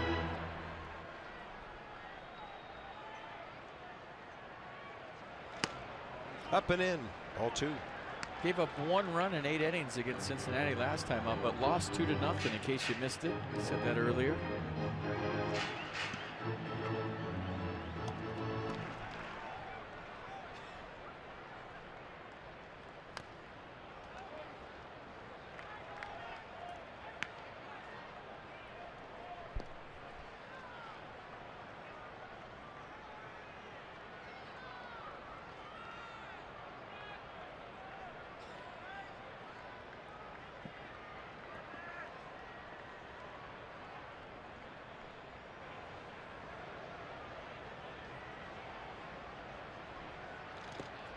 Spins a breaking ball in there.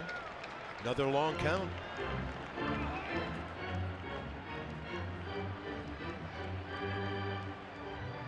Leaks had Murphy on the ground twice.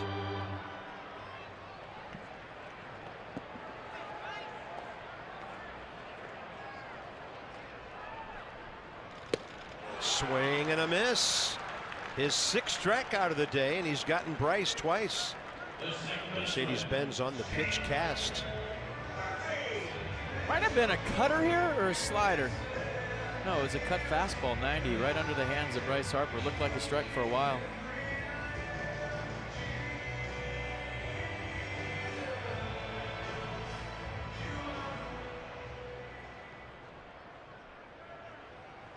Mike Leake has shut down the hottest offense in the league here so far. A little bit outside there.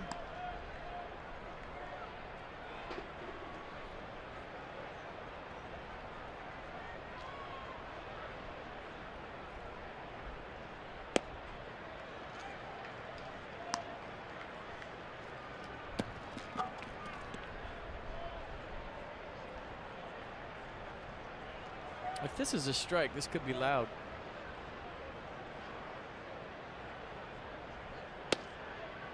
But that is, as you say, a pitcher's pitch on the outside edge. Is that as far out as we're going? Is that the outside? Yeah, that's as far out as we're going. Brian Knight, 17-year veteran behind the plate.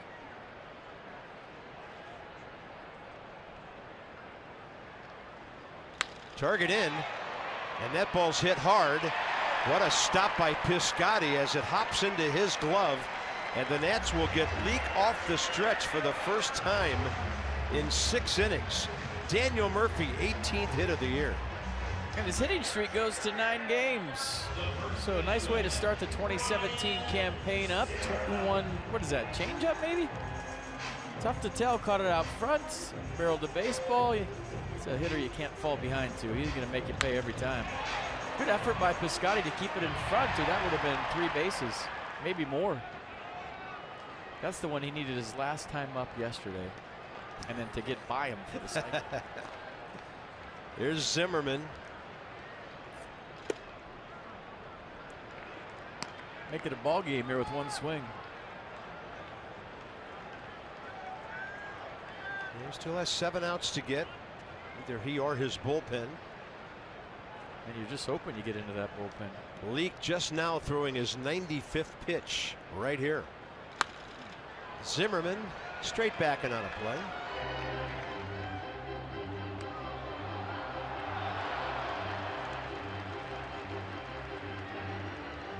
Matt Bowman.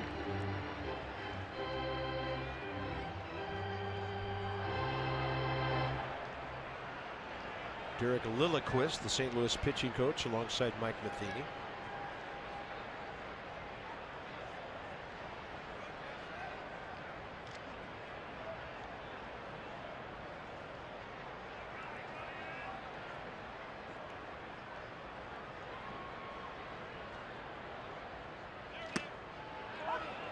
In the zone, elevated, strike 2. That's a borderline strike, and that's a big pitch. That's a 2-1 count or a 1-2 count. Came back. Good pitch.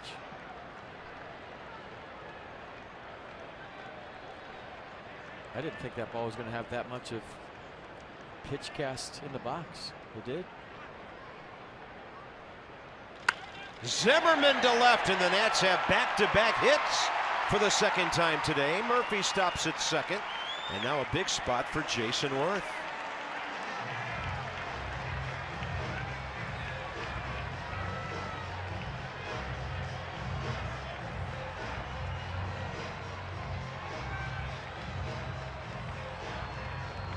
Nice at bat by Ryan Zimmerman. Line moves to Jason Worth. Eric Fryer out to talk to his starter. Derek Lilliquist out there too. Get tired? How you feeling? What do you want to do here with Worth? What do you want to start him up with? Sliders have worked today. Maybe they try to stay away. I don't think they're going to give Jason anything to pull, tie this game up. If you're Jason Worth right now, you're thinking right center field, the other way. If he makes a mistake, I'll be ready for it. But there's no way he's going to let me pull one in the bullpen again or give me anything to pull.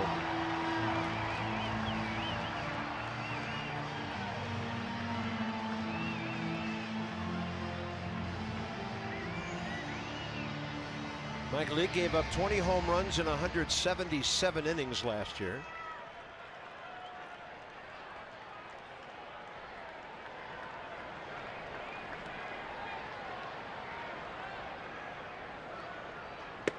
Yeah, away.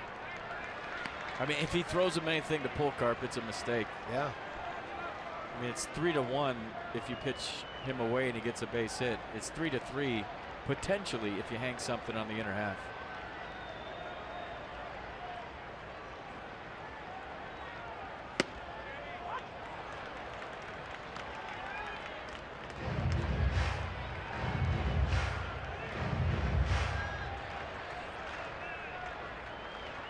Good numbers.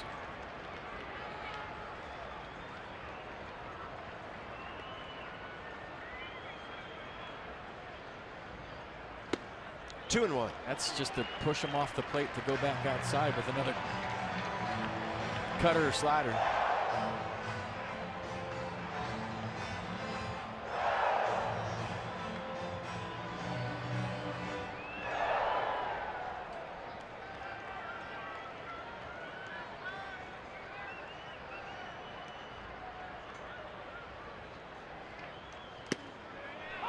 Off speed, up in the zone, inside edge, 2-2. That was a mistake. He wanted that down and away, and he threw a backup slider.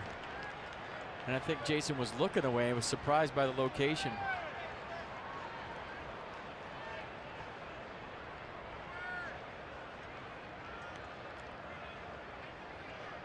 Got him on a slider way outside once today. Got some plate with that one, and Bob Henley had to skip out of the way.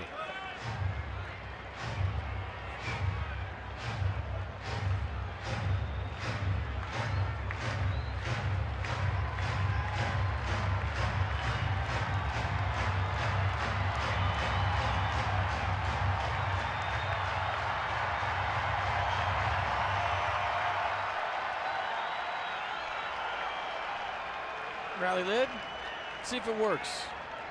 Huge pitch coming in this one.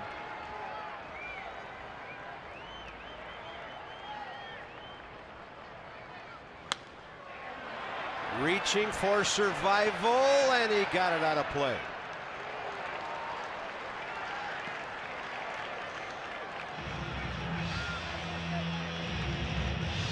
Mike Leake just went all the way to the fence to try to catch that. Doug Fister mode. He went full Doug Fister for that. Such a good athlete. Watch this.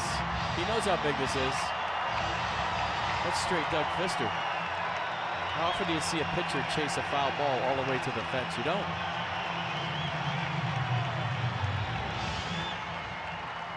Crowd's trying to get into it. They want to cheer. They've been ready to cheer all day.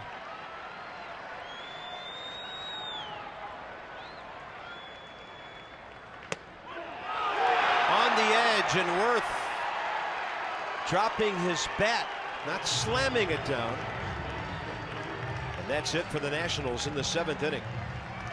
Second and third runners of the day stranded. You can see it for yourself. Jason Worth knows the strike zone better than most hitters in the league, and how often do you see Jason Worth show emotion on a strike three? Usually he knows. He just walked back to the dugout. He said that doesn't have any of the plate with a couple of expletives in there. Big part of the game. That's a big call. Sean Kelly in the 8th. Piscotty, Grichuk, and Jerko. 3 right-handers against Sean. 3 innings. 4 hits, 4 runs so far this season. 3 home runs given up. Piscotty 0 for 2 career against him.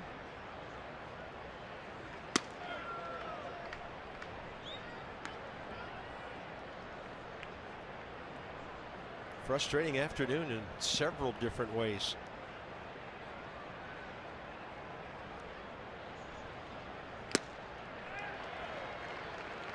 Well, you know, if that was a Nats pitcher, you know what I'd be saying. He's been around the plate all day. He's earned that call. But if you're Jason Worth, you have a legitimate gripe because that wasn't a strike. I'm sure that's what they're saying next door in the Cardinals broadcast. Piscotty lifting one high to left center. Jason Worth back and there to make the catch.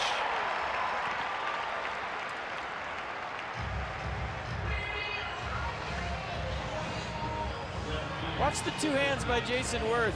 I like it for all you youngsters out there. That's how you catch a fly ball. Even the big leaguers do it. Look at him secure with his right hand on the run.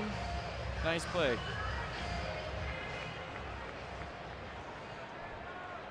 Brendo Grichuk came into play left field in the 5th inning. I should say that's how some big leaguers do it. That's what I was thinking. And I would have to say not many anymore. Bryce does it.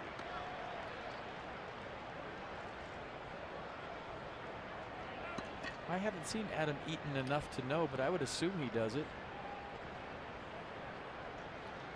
Grichuk has a home run in the series, 1 for 8.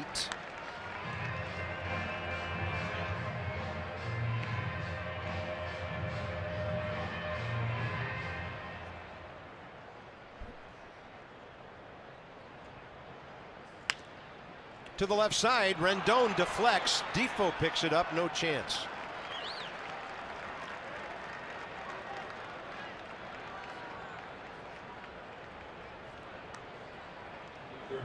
A ball hit hard to Anthony Rendon. Let's check it out together.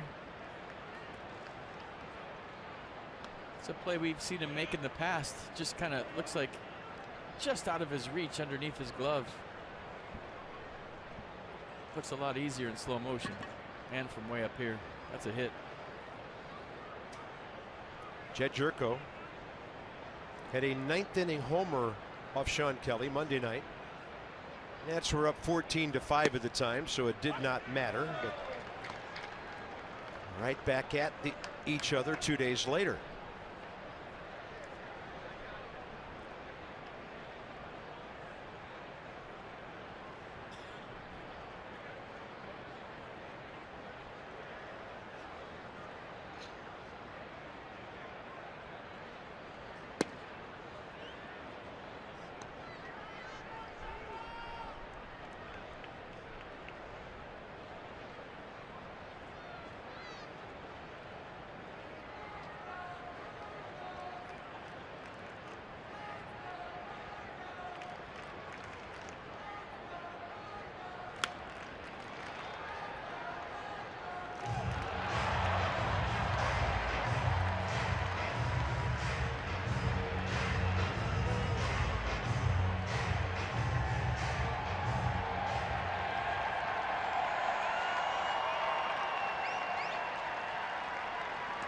Sean Kelly tries to dial up a slider here. It goes with the fastball away.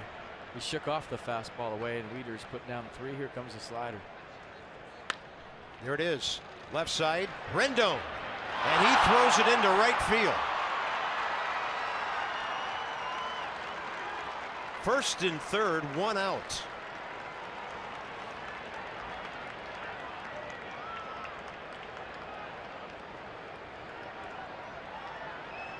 Just a tough day for Anthony Rendon all the way around. I mean, he's been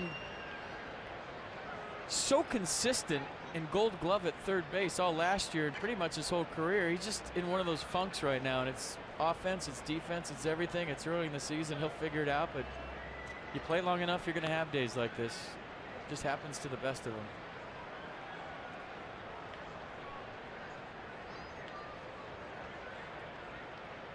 Colton Wong in St. Louis now. A chance to take a big step toward putting the ball game away.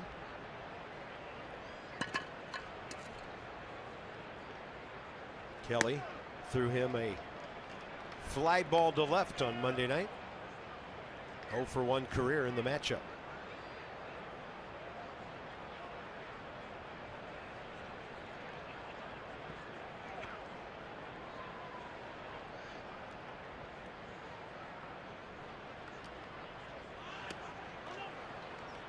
showing bunt. Runner coming down the line. That is a swing and a strike, according to the third base umpire, Jim Reynolds, and the count's 1-1. A safety squeeze. If he gets it down and Grichuk reads it well at third, he just cruises in. If it's a bad bunt, he puts on the brakes and goes back. Suicide squeeze is as soon as the pitcher's foot hits, his stride leg hits, you take off.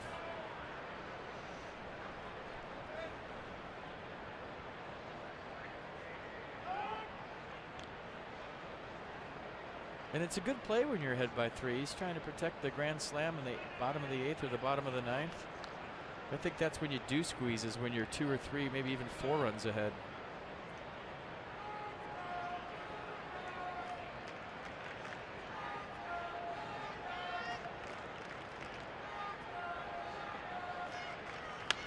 Popped him up. Wilmer Defoe for the second out. Now down to the number 8 hitter, the catcher Eric Fryer.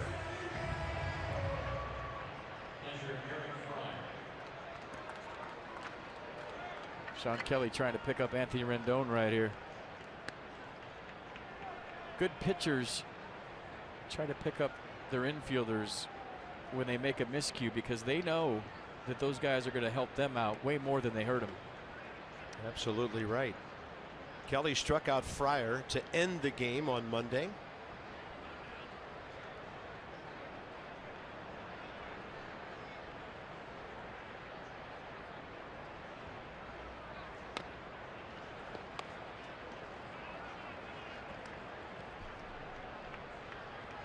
I still think he's got to play for the Padres one time in his career. He has to with that last name. Got to. Just sign with the Padres. The Friars.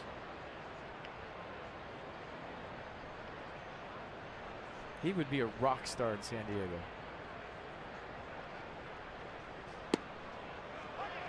Isn't that what their Fred Flintstone mascot's called? Yeah, that's always been kind of the other nickname for the Padres. He's been a Pirate twice and a Minnesota Twin as well as a St. Louis Cardinal.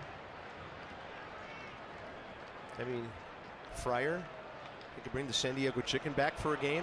The runner's just going to go to second because the Nats don't want to throw to shortstop and maybe have Grichuk score from third. So Jerko, a former Fryer, steals second base. This game's been weird. Watch him just take off here. And by the time Ryan gets it, there's no need to relay it. He's safe. He just flat out went first move on a righty. I don't know that I've seen that too many times. Second and third. Well, that takes away the force if there was a slow roller up the middle off the bat of this hitter. And by the way, Mike Leake is not on deck. It's Jose Martinez. When a guy breaks that early, what you want to hear from your infielders is step off, and you have him yell it real loud.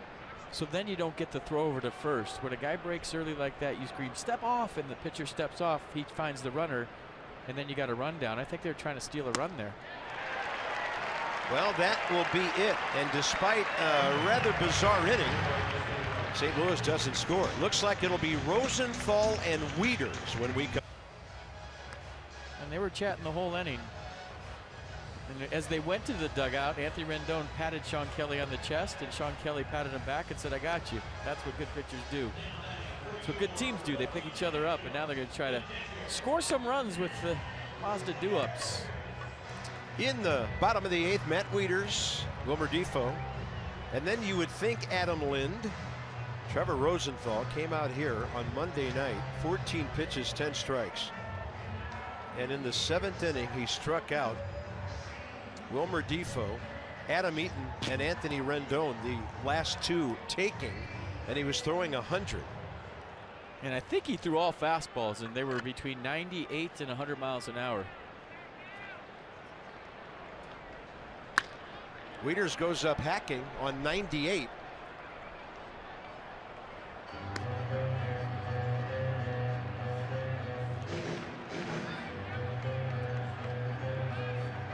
As we mentioned the other day, this guy's still only 26 years of age. He'll have a birthday at the end of May. 110 career saves. St. Louis closer for some good playoff years for them.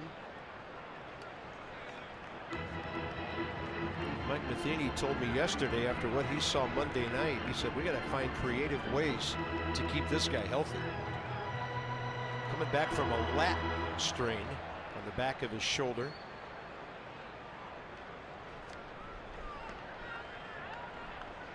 Oh, 2 in there. He has struck out all 4 batters he's faced in this series. If Steven Strasburg is throwing a gem, or if Bryce Harper is at the plate with runners in scoring position, you need to tune in. Text Nationals to 29292 for in-game alerts. Standard message and data rates may apply. And if Bob Carpenter's saying "see you tater," you need to tune in. You better already be with us. Yeah, you better be with us. Because we don't repeat stuff. We know where you live. Like I said, we don't repeat stuff. We don't repeat stuff. Here's Wilmer Defoe. Over 2, couple of grounders. Defoe. Stop it.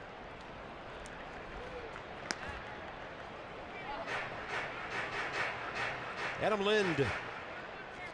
1 pinch hit in this series. 2 RBIs attached to it. And he has scored a run. Trevor, here it is. See what you can do with it. Rosenthal continues to fire away. Trey Turner, need you back. Gotta be driving him crazy. If the Nats would get him back on time as far as the DL goes, that would be for the series in New York weekend after this. Chatting with the newest Nat, Grant Green.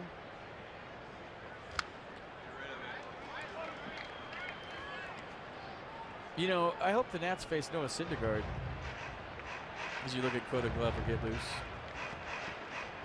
Trey Turner's back.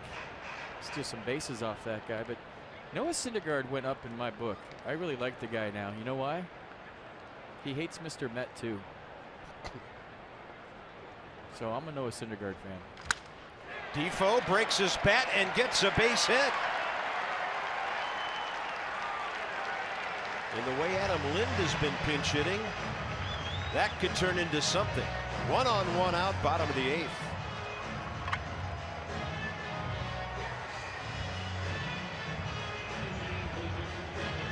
So the 4-run 8th started with a broken bat single by Wilmer Defoe. Bat dies a hero. Good job of getting on top of that high heat. I think that was triple digits. Adam Lind, this is interesting, against Trevor Rosenthal. 3 for 7 career with a homer, 4 RBIs. So he has seen this heat before. That's a great pitch to the outside edge.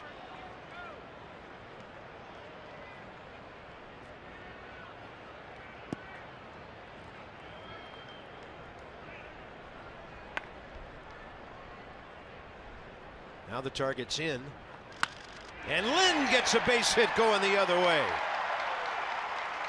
How good is this guy? 3 for 4 pinch hitting now. 2 on, 1 out. Game on, here we go. Nice piece of hitting by Adam Lind. The first strike was outside, so maybe changes his game plan or just lets that ball get a little bit deep because it's triple digits. Either way, Adam Lind can hit, folks. What's not to like about Adam Lind? And Wilmer Defoe's fired up. Little life maybe in that first base dugout all of a sudden here. Top of the order, Adam Eaton.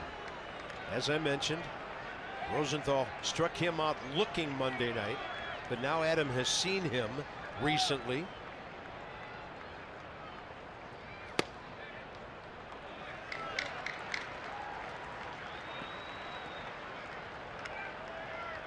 Nats have 6 hits, as many as St. Louis. 2 in the first, 2 in the 7th, and 2 here in the 8th with 1 out.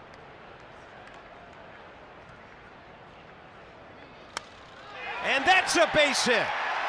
Defoe had to hold up, and here he comes. And the Nats are on the board.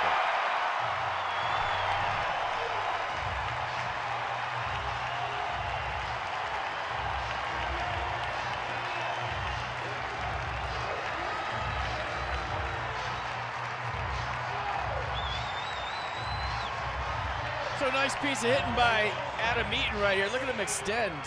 And this could be a case of a couple of things. All of a sudden you can see the baseball again, and anybody but Mike Leake on the mound. You know, you face a guy that's having his way with you. You just want to see somebody different. Adam Eaton, there might be a couple broken bat jobs in this inning, but line moving in the 8th. Game on. Here we go. Big boys coming up. Yeah, Mike Medini's going to make a pitching change here. Rendon and Bowman when we bring you back to Nationals Park. Throwing a billion, but these guys were doing a nice job of getting on top of the ball. Bat died a hero. Way to go, Wilmer. Then Mr. Clutch so far. I love Adam Lynn's swing, and I love Adam Eaton's swing. Did Wilmer touch third right there? That was close. I had that thought watching the replay. I saw it live and didn't say anything. Yeah. Whatever that means, is that like Mo, Curly, and Larry, little Three Stooges? I like it. Back to back to back. Here we go. Tell you, Wilmer was getting it around third, wasn't he? They were playing him shallow, and he scored in no doubt fashion. So here's Matt Bowman, born in Chevy Chase, went to St. Albans School here in the district, on to Princeton from there, and he gave up a hit to Jason Worth, but had a pretty good 6th inning of work here on Monday night. Anthony Rendon is 1 for 2 career against him. Well, this is where you can turn your day around with one swing. He's had a rough one today, but like I said, you play long enough, that happens to the best of them. But I mean, here you go. The game has found you. You have a chance to do something big.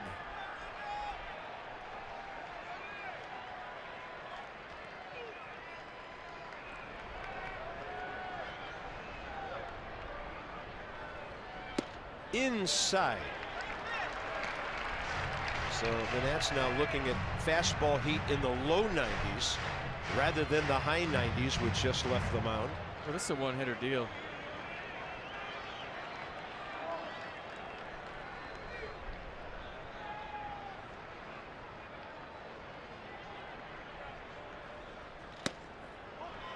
Two and 0. Ooh, that could have been a strike, maybe top of the zone. Call goes Rendon's way. Now he's looking to do some damage. It's been called a strike today. It has.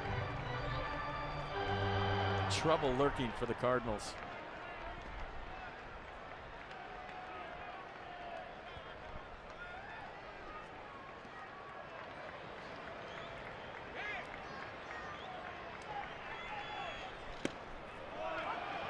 Got a borderline pitch on the outside edge, 2-1.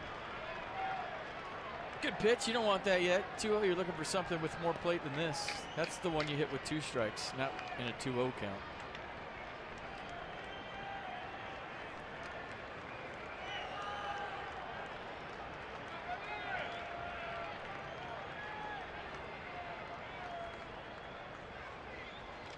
Off speed for ball 3.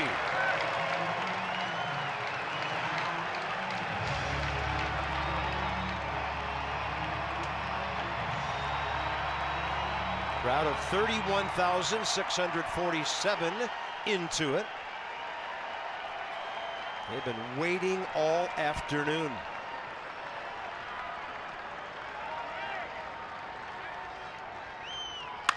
Three-1 pitch. St. Louis tries to turn 2. Rendon digging, safe at first. Huge that he beat that out. Huge.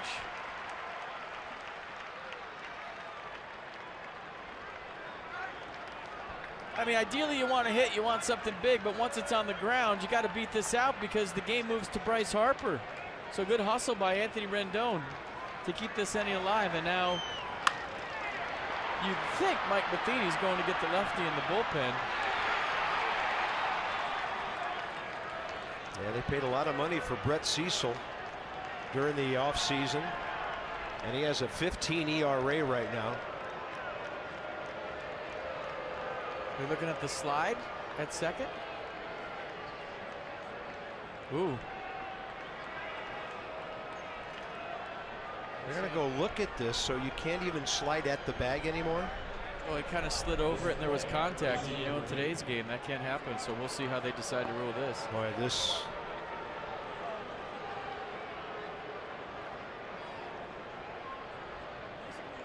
This is the kind of thing that would set old timers off who've been watching this game for a long time.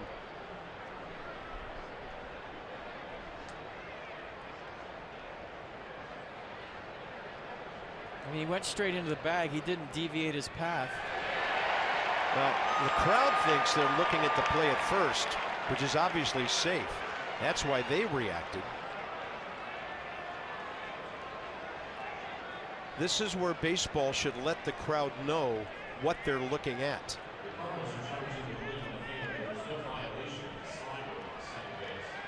All right, so the Eaton slide at second was okay, and that's huge because Bryce Harper bats. And now comes Mike Matheny to get Brett Cecil for the lefty-lefty matchup.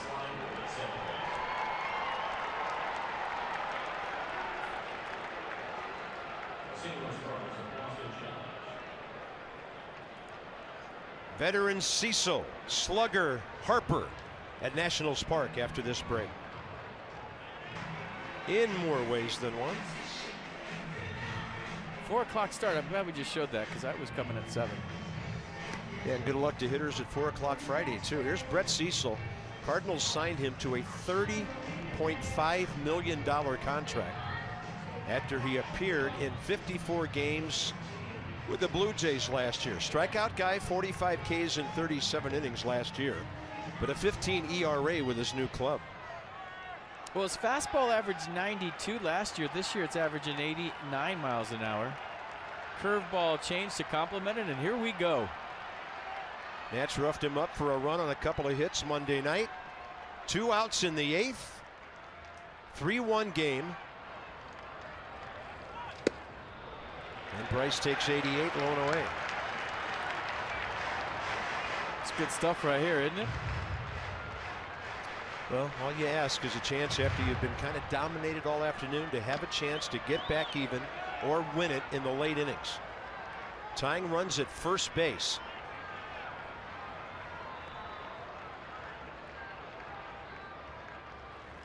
Ball 2.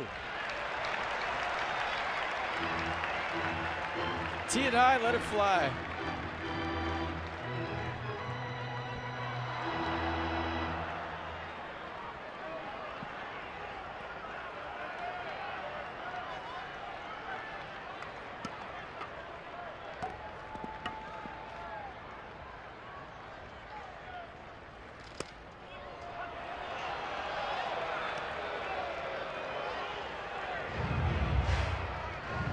Where's this pitch at? Everything's been away in the sequence, and that was generous. Wow. Brian Knight hasn't had the greatest day back there. And he and Bryce haven't had some very pleasant times at times. Toss Bryce from a game last year. 2-1 pitch. That's a nasty breaker.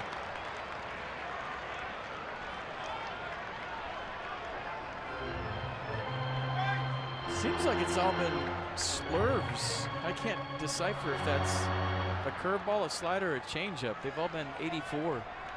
Looks like they're breaking away from Bryce. I think they're all curves.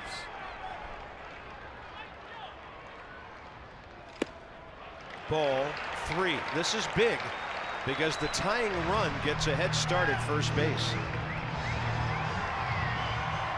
Coda Glover's been up for a long time. Blake Trinan has joined him. All right, here we go. Everybody on their feet.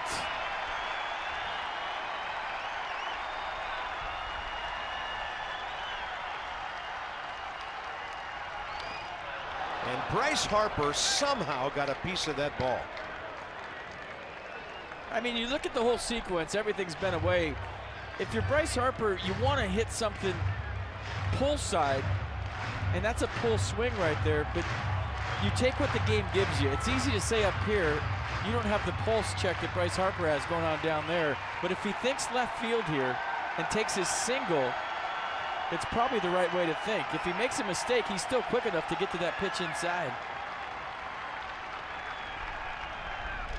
Harper! Stabbed by Jerko. Unbelievable. Bryce within a couple of inches of tying the game. or at least getting the Nats back within one. Frustrating afternoon continues. Kiss me, you're gonna throw me away. I'm going that way. What a swing. And a nice play by Jerko to be heads up. When you play third base, it's always weird when a lefty hits you a ball that hard. So Bryce thought he had extra bases. And that might have been down the corner. Anthony Rendon going on the pitch. Could have very easily been a tie ball game. He can't believe it. We can't believe it. But Bryce Harper, no luck today. Lined out to left and lined out to third. He could very easily have 2 hits. Now Coda Glover had a real comeback inning here in the 8th on Monday night. 11 pitches, 8 strikes. First time the Cardinals had faced him. In this case, he faces Jose Martinez. Looking to bunt and getting Rendon in from third.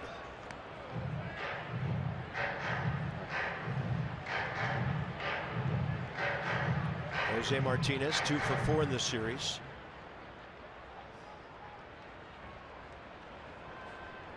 I mean, that ball sliced it down the corner, and Rendon was off with the pitch. That's tie game. Oh, easy, yeah. With hits Murphy coming up. Cruel afternoon.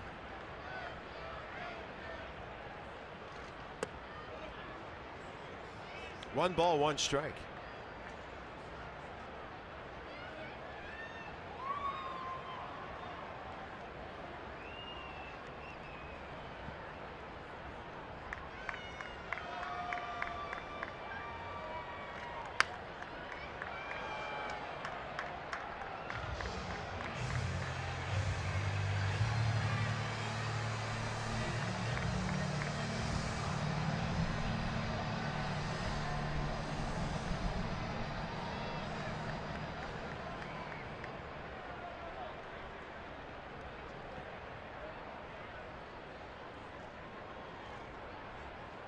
And a 1-2 pitch.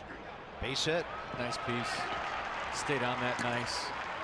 Not a bad pitch by Coda Glover. Just long arms allowed him to go extend those swing and hit it back up the middle. Watch him extend right here. This is not a bad pitch by Coda Glover. So, guy's got a long wingspan. He's a lot like Dexter Fowler. Tall, long arms. Very good speed, so you've got great speed at first, great speed in the batter's box. And we'll see how the Cardinals play this as they look for a 3-run lead. Dexter Fowler in this series 2 for 11.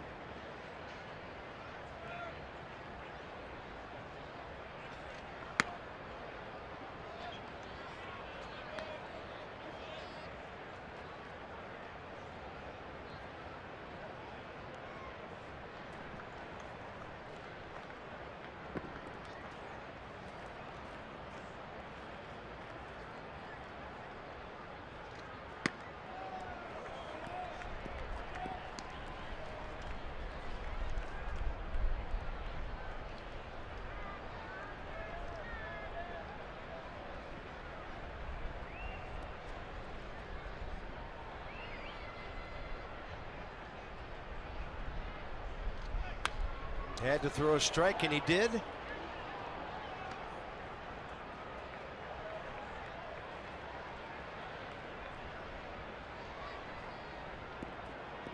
Son Juan-O, the St. Louis closer, ready for the 9th.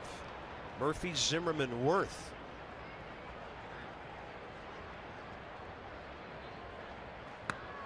Ball 3. Is that his interpreter down there getting loose with him too? Check it out. Yeah, I guess in case bullpen coach Blaze Isley needs to relay anything from the dugout. Yeah. Or, you know, just talk to him.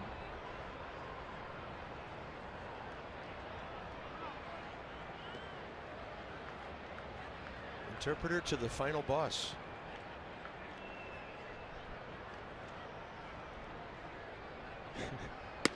That's right in there. There's a lot of people out there that really don't need an interpreter to their final boss. I'm sure you could pretty much say whatever you want on the way out. On the way out.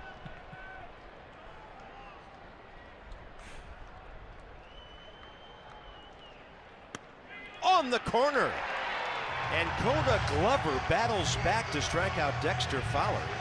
And the Cardinals leadoff guy didn't do much of anything against the Nats in this series. Neither team has loved the strike zone today. Dexter Fowler had issues with that. Pitch cast had it in the strike zone. Good pitch by Coda Glover with the backdoor slider. Look at just the subtle movements. Good frame by Matt Wieters, catching the ball right in the web for strike 3. That'll be Sammy Solis for Greg Garcia and Matt Carpenter as the wheels are turning here in the top of the 9th. He's 28-year-old lefty, and for the Nats, his 5th appearance of the year. 3 hits, 3 runs in 3 innings so far. A couple of walks, 1 strikeout. They done well against lefties. You see the average against 167. Righties early on this season have given Sammy some problems. So fastball, curveball change. Fastball this year averaging 93.5 miles an hour. Greg Garcia facing him for the first time. Just noticed the runner, Jose Martinez, did a little housekeeping, smoothing things out in his leadoff lane there, and then he went a little bit beyond that. We'll see if 1 out. They might turn him loose, but a lefty looking right at him and a throw over.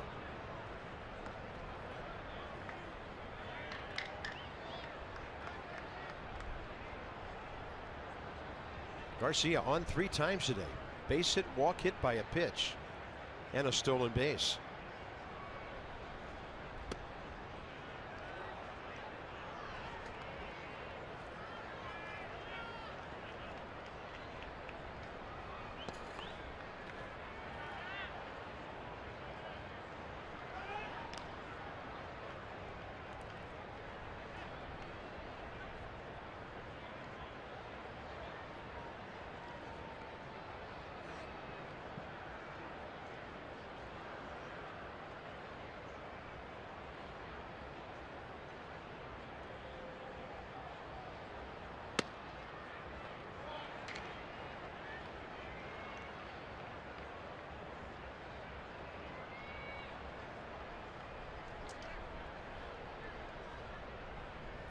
What's remaining in the Nationals bullpen?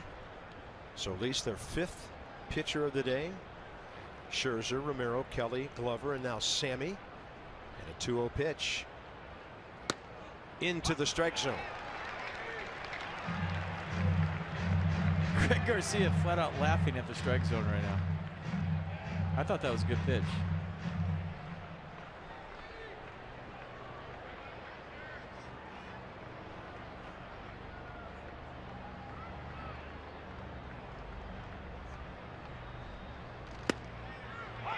Two and two.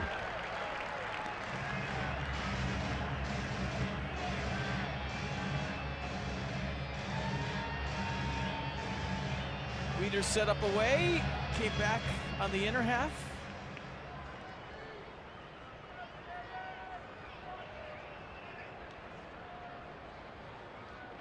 Two strikes. If it's close, better be hacking.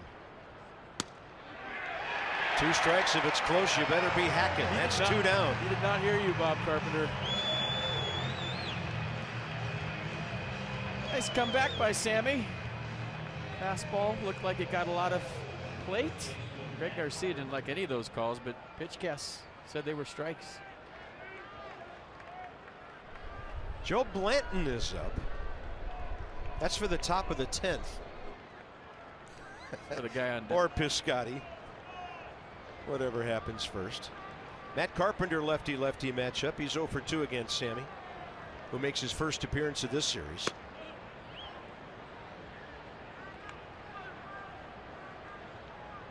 Abe Lincoln would be proud of that beard.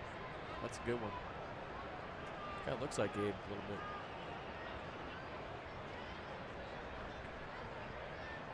Is he honest? I think his teammates would say that. Very well-respected guy on this ball club.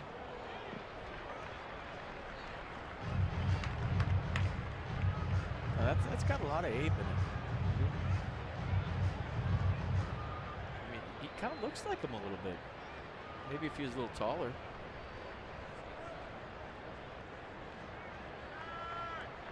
Great last name for a president. What, Lincoln? No. Never had a carpenter, but who knows? You could run for president. There's no skeletons in your closet. I'm finding enough pressure 1.5 miles south of that Capitol building. Tune into the Nats Extra postgame show. Johnny and Ray, presented by W.B. Mason, when this one's over.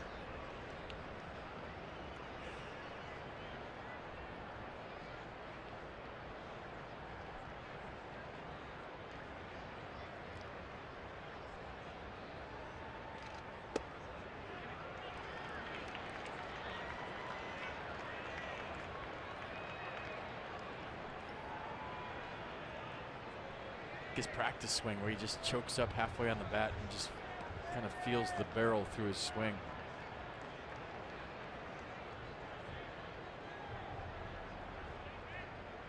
No batting gloves for this guy. 3-1 pitch. Low. And that should summon Joe Blanton. This was close, I thought. Didn't get the call. It'll be Blanton and Piscotty. Nats pulling out all the stops here to try to keep this a 2-run game with 4, 5, 6 coming up, bottom 9. And he'll be making his 5th appearance for the Nats. A couple of runs, 5 hits, and 5 2/3 so far. A fastball, slider, curveball change for Blanton. He's thrown the fastball, get this, 26% of the time this year at 89. The slider's his best friend and his best pitch. He's thrown that 36% of the time. It averages 86.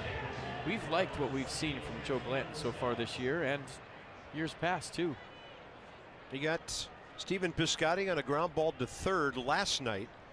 First base, Carpenter.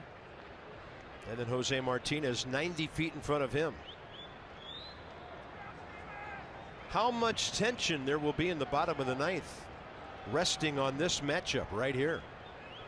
Piscotty's had a good day. Double, single, 2 RBIs. And the last time up, he backed up Jason Worth to the bullpen wall. Meanwhile, I'd like to see the pitch count out beyond that wall for their closer, who's been warming up forever. O has been standing around, then throwing a few and trying to stay sharp during a very long half inning.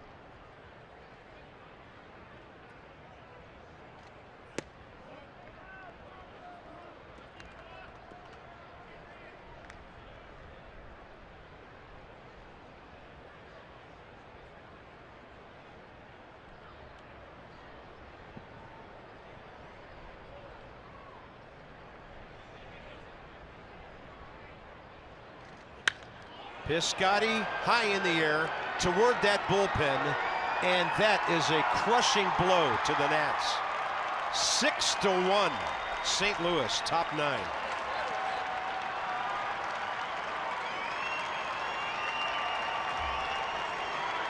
Bullpen continues to give up lots of home runs. I think that was a slider, and I think it was right down Broadway, kind of backed up on Joe Blanton. He wanted it down away. Watch Matt Wieder's reaction.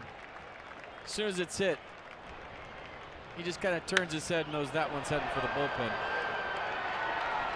Didn't want to throw it there, kind of wanted to bury it down and away, and Stephen Piscotty's first home run of the year is a big one for the Cardinals. Glover responsible for one of those runs, so Lease one of those runs. And now it's Randall Grichuk against Joe Blanton.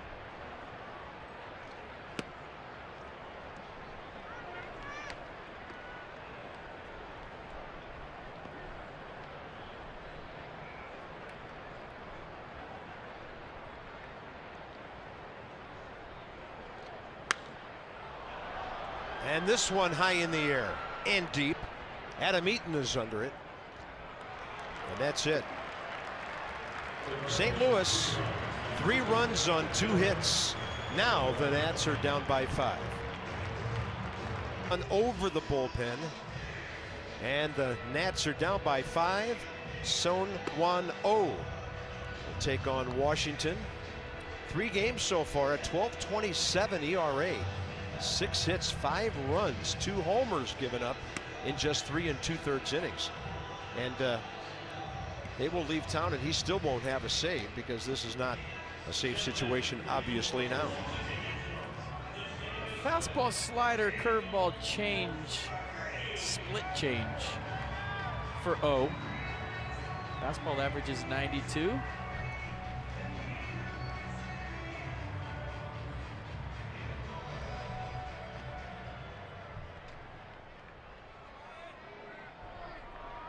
Nats have won the series. They'll have to have a miracle 9th to sweep it. Daniel Murphy 1 for 3, base hit last time, ball 1. Murphy 2 for 3 career with a couple of doubles against O, and one of those in this series. That was an RBI in the 8th inning last night.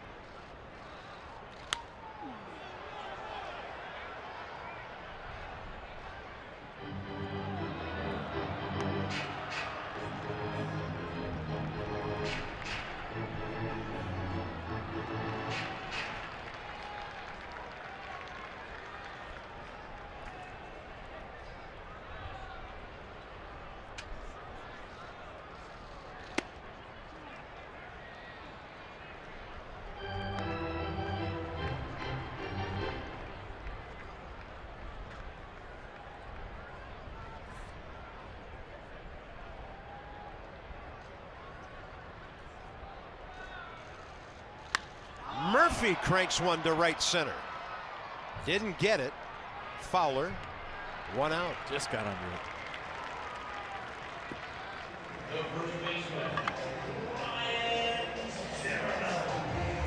Friday at 4 o'clock, Aaron Nola and Steven Strasburg. Phillies will be here, so we'll get to see the Phils in a hurry after spending last weekend up there. Making a special note, Nats Extra 3:30, game at 4, first pitch 4:05. There's Ryan Zimmerman. 0 for 3 against the right-hander. Takes a little bit off and throws a strike.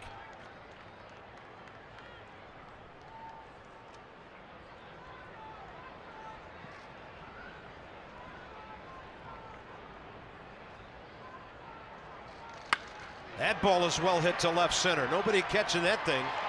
A scorcher that almost takes the padding off the top of the bullpen wall. And Ryan Zimmerman salvages a 2 for 4 day with consecutive hits. It keeps that slugging percentage up there with the extra base hit. This ball's roasted. Just a hanging slider from O and barreled up. Look at him roll the wrists.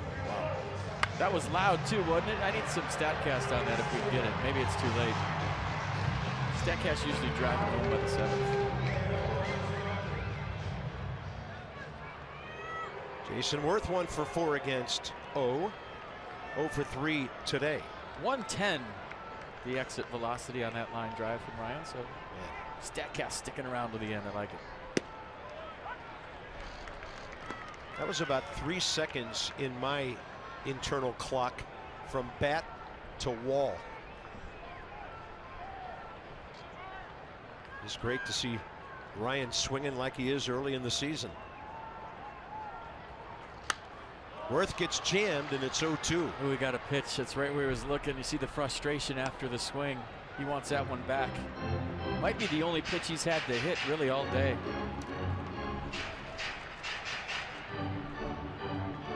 Watch that run right into his turbo zone. And then the frustration after. Oh, knows he got away with one.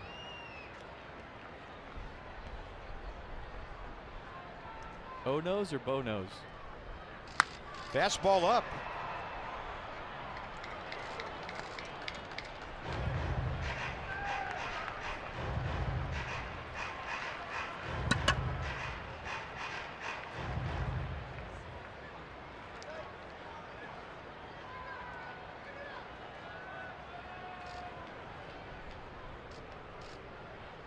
Hits are even at 8 and the Nationals trail 6-1. Worth lunging to stay alive, and that'll hang up for Piscotty. 2 outs.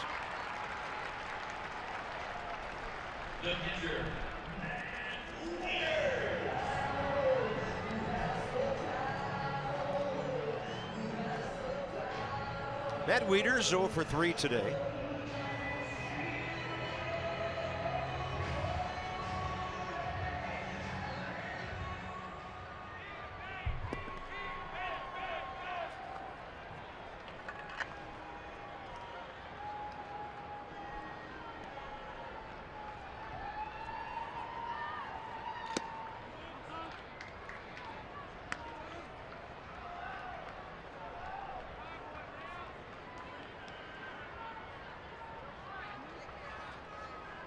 Everything holds up here. Mike Leake and Max Scherzer will each be 1-1. Target outside edge. Wieters drills one to left. Grichuk is right there. And in a long ball game, around 3 hours and 14 minutes, the Cardinals will salvage one of the 3-game series. So the Nats win a series against a quality ball club from the Central.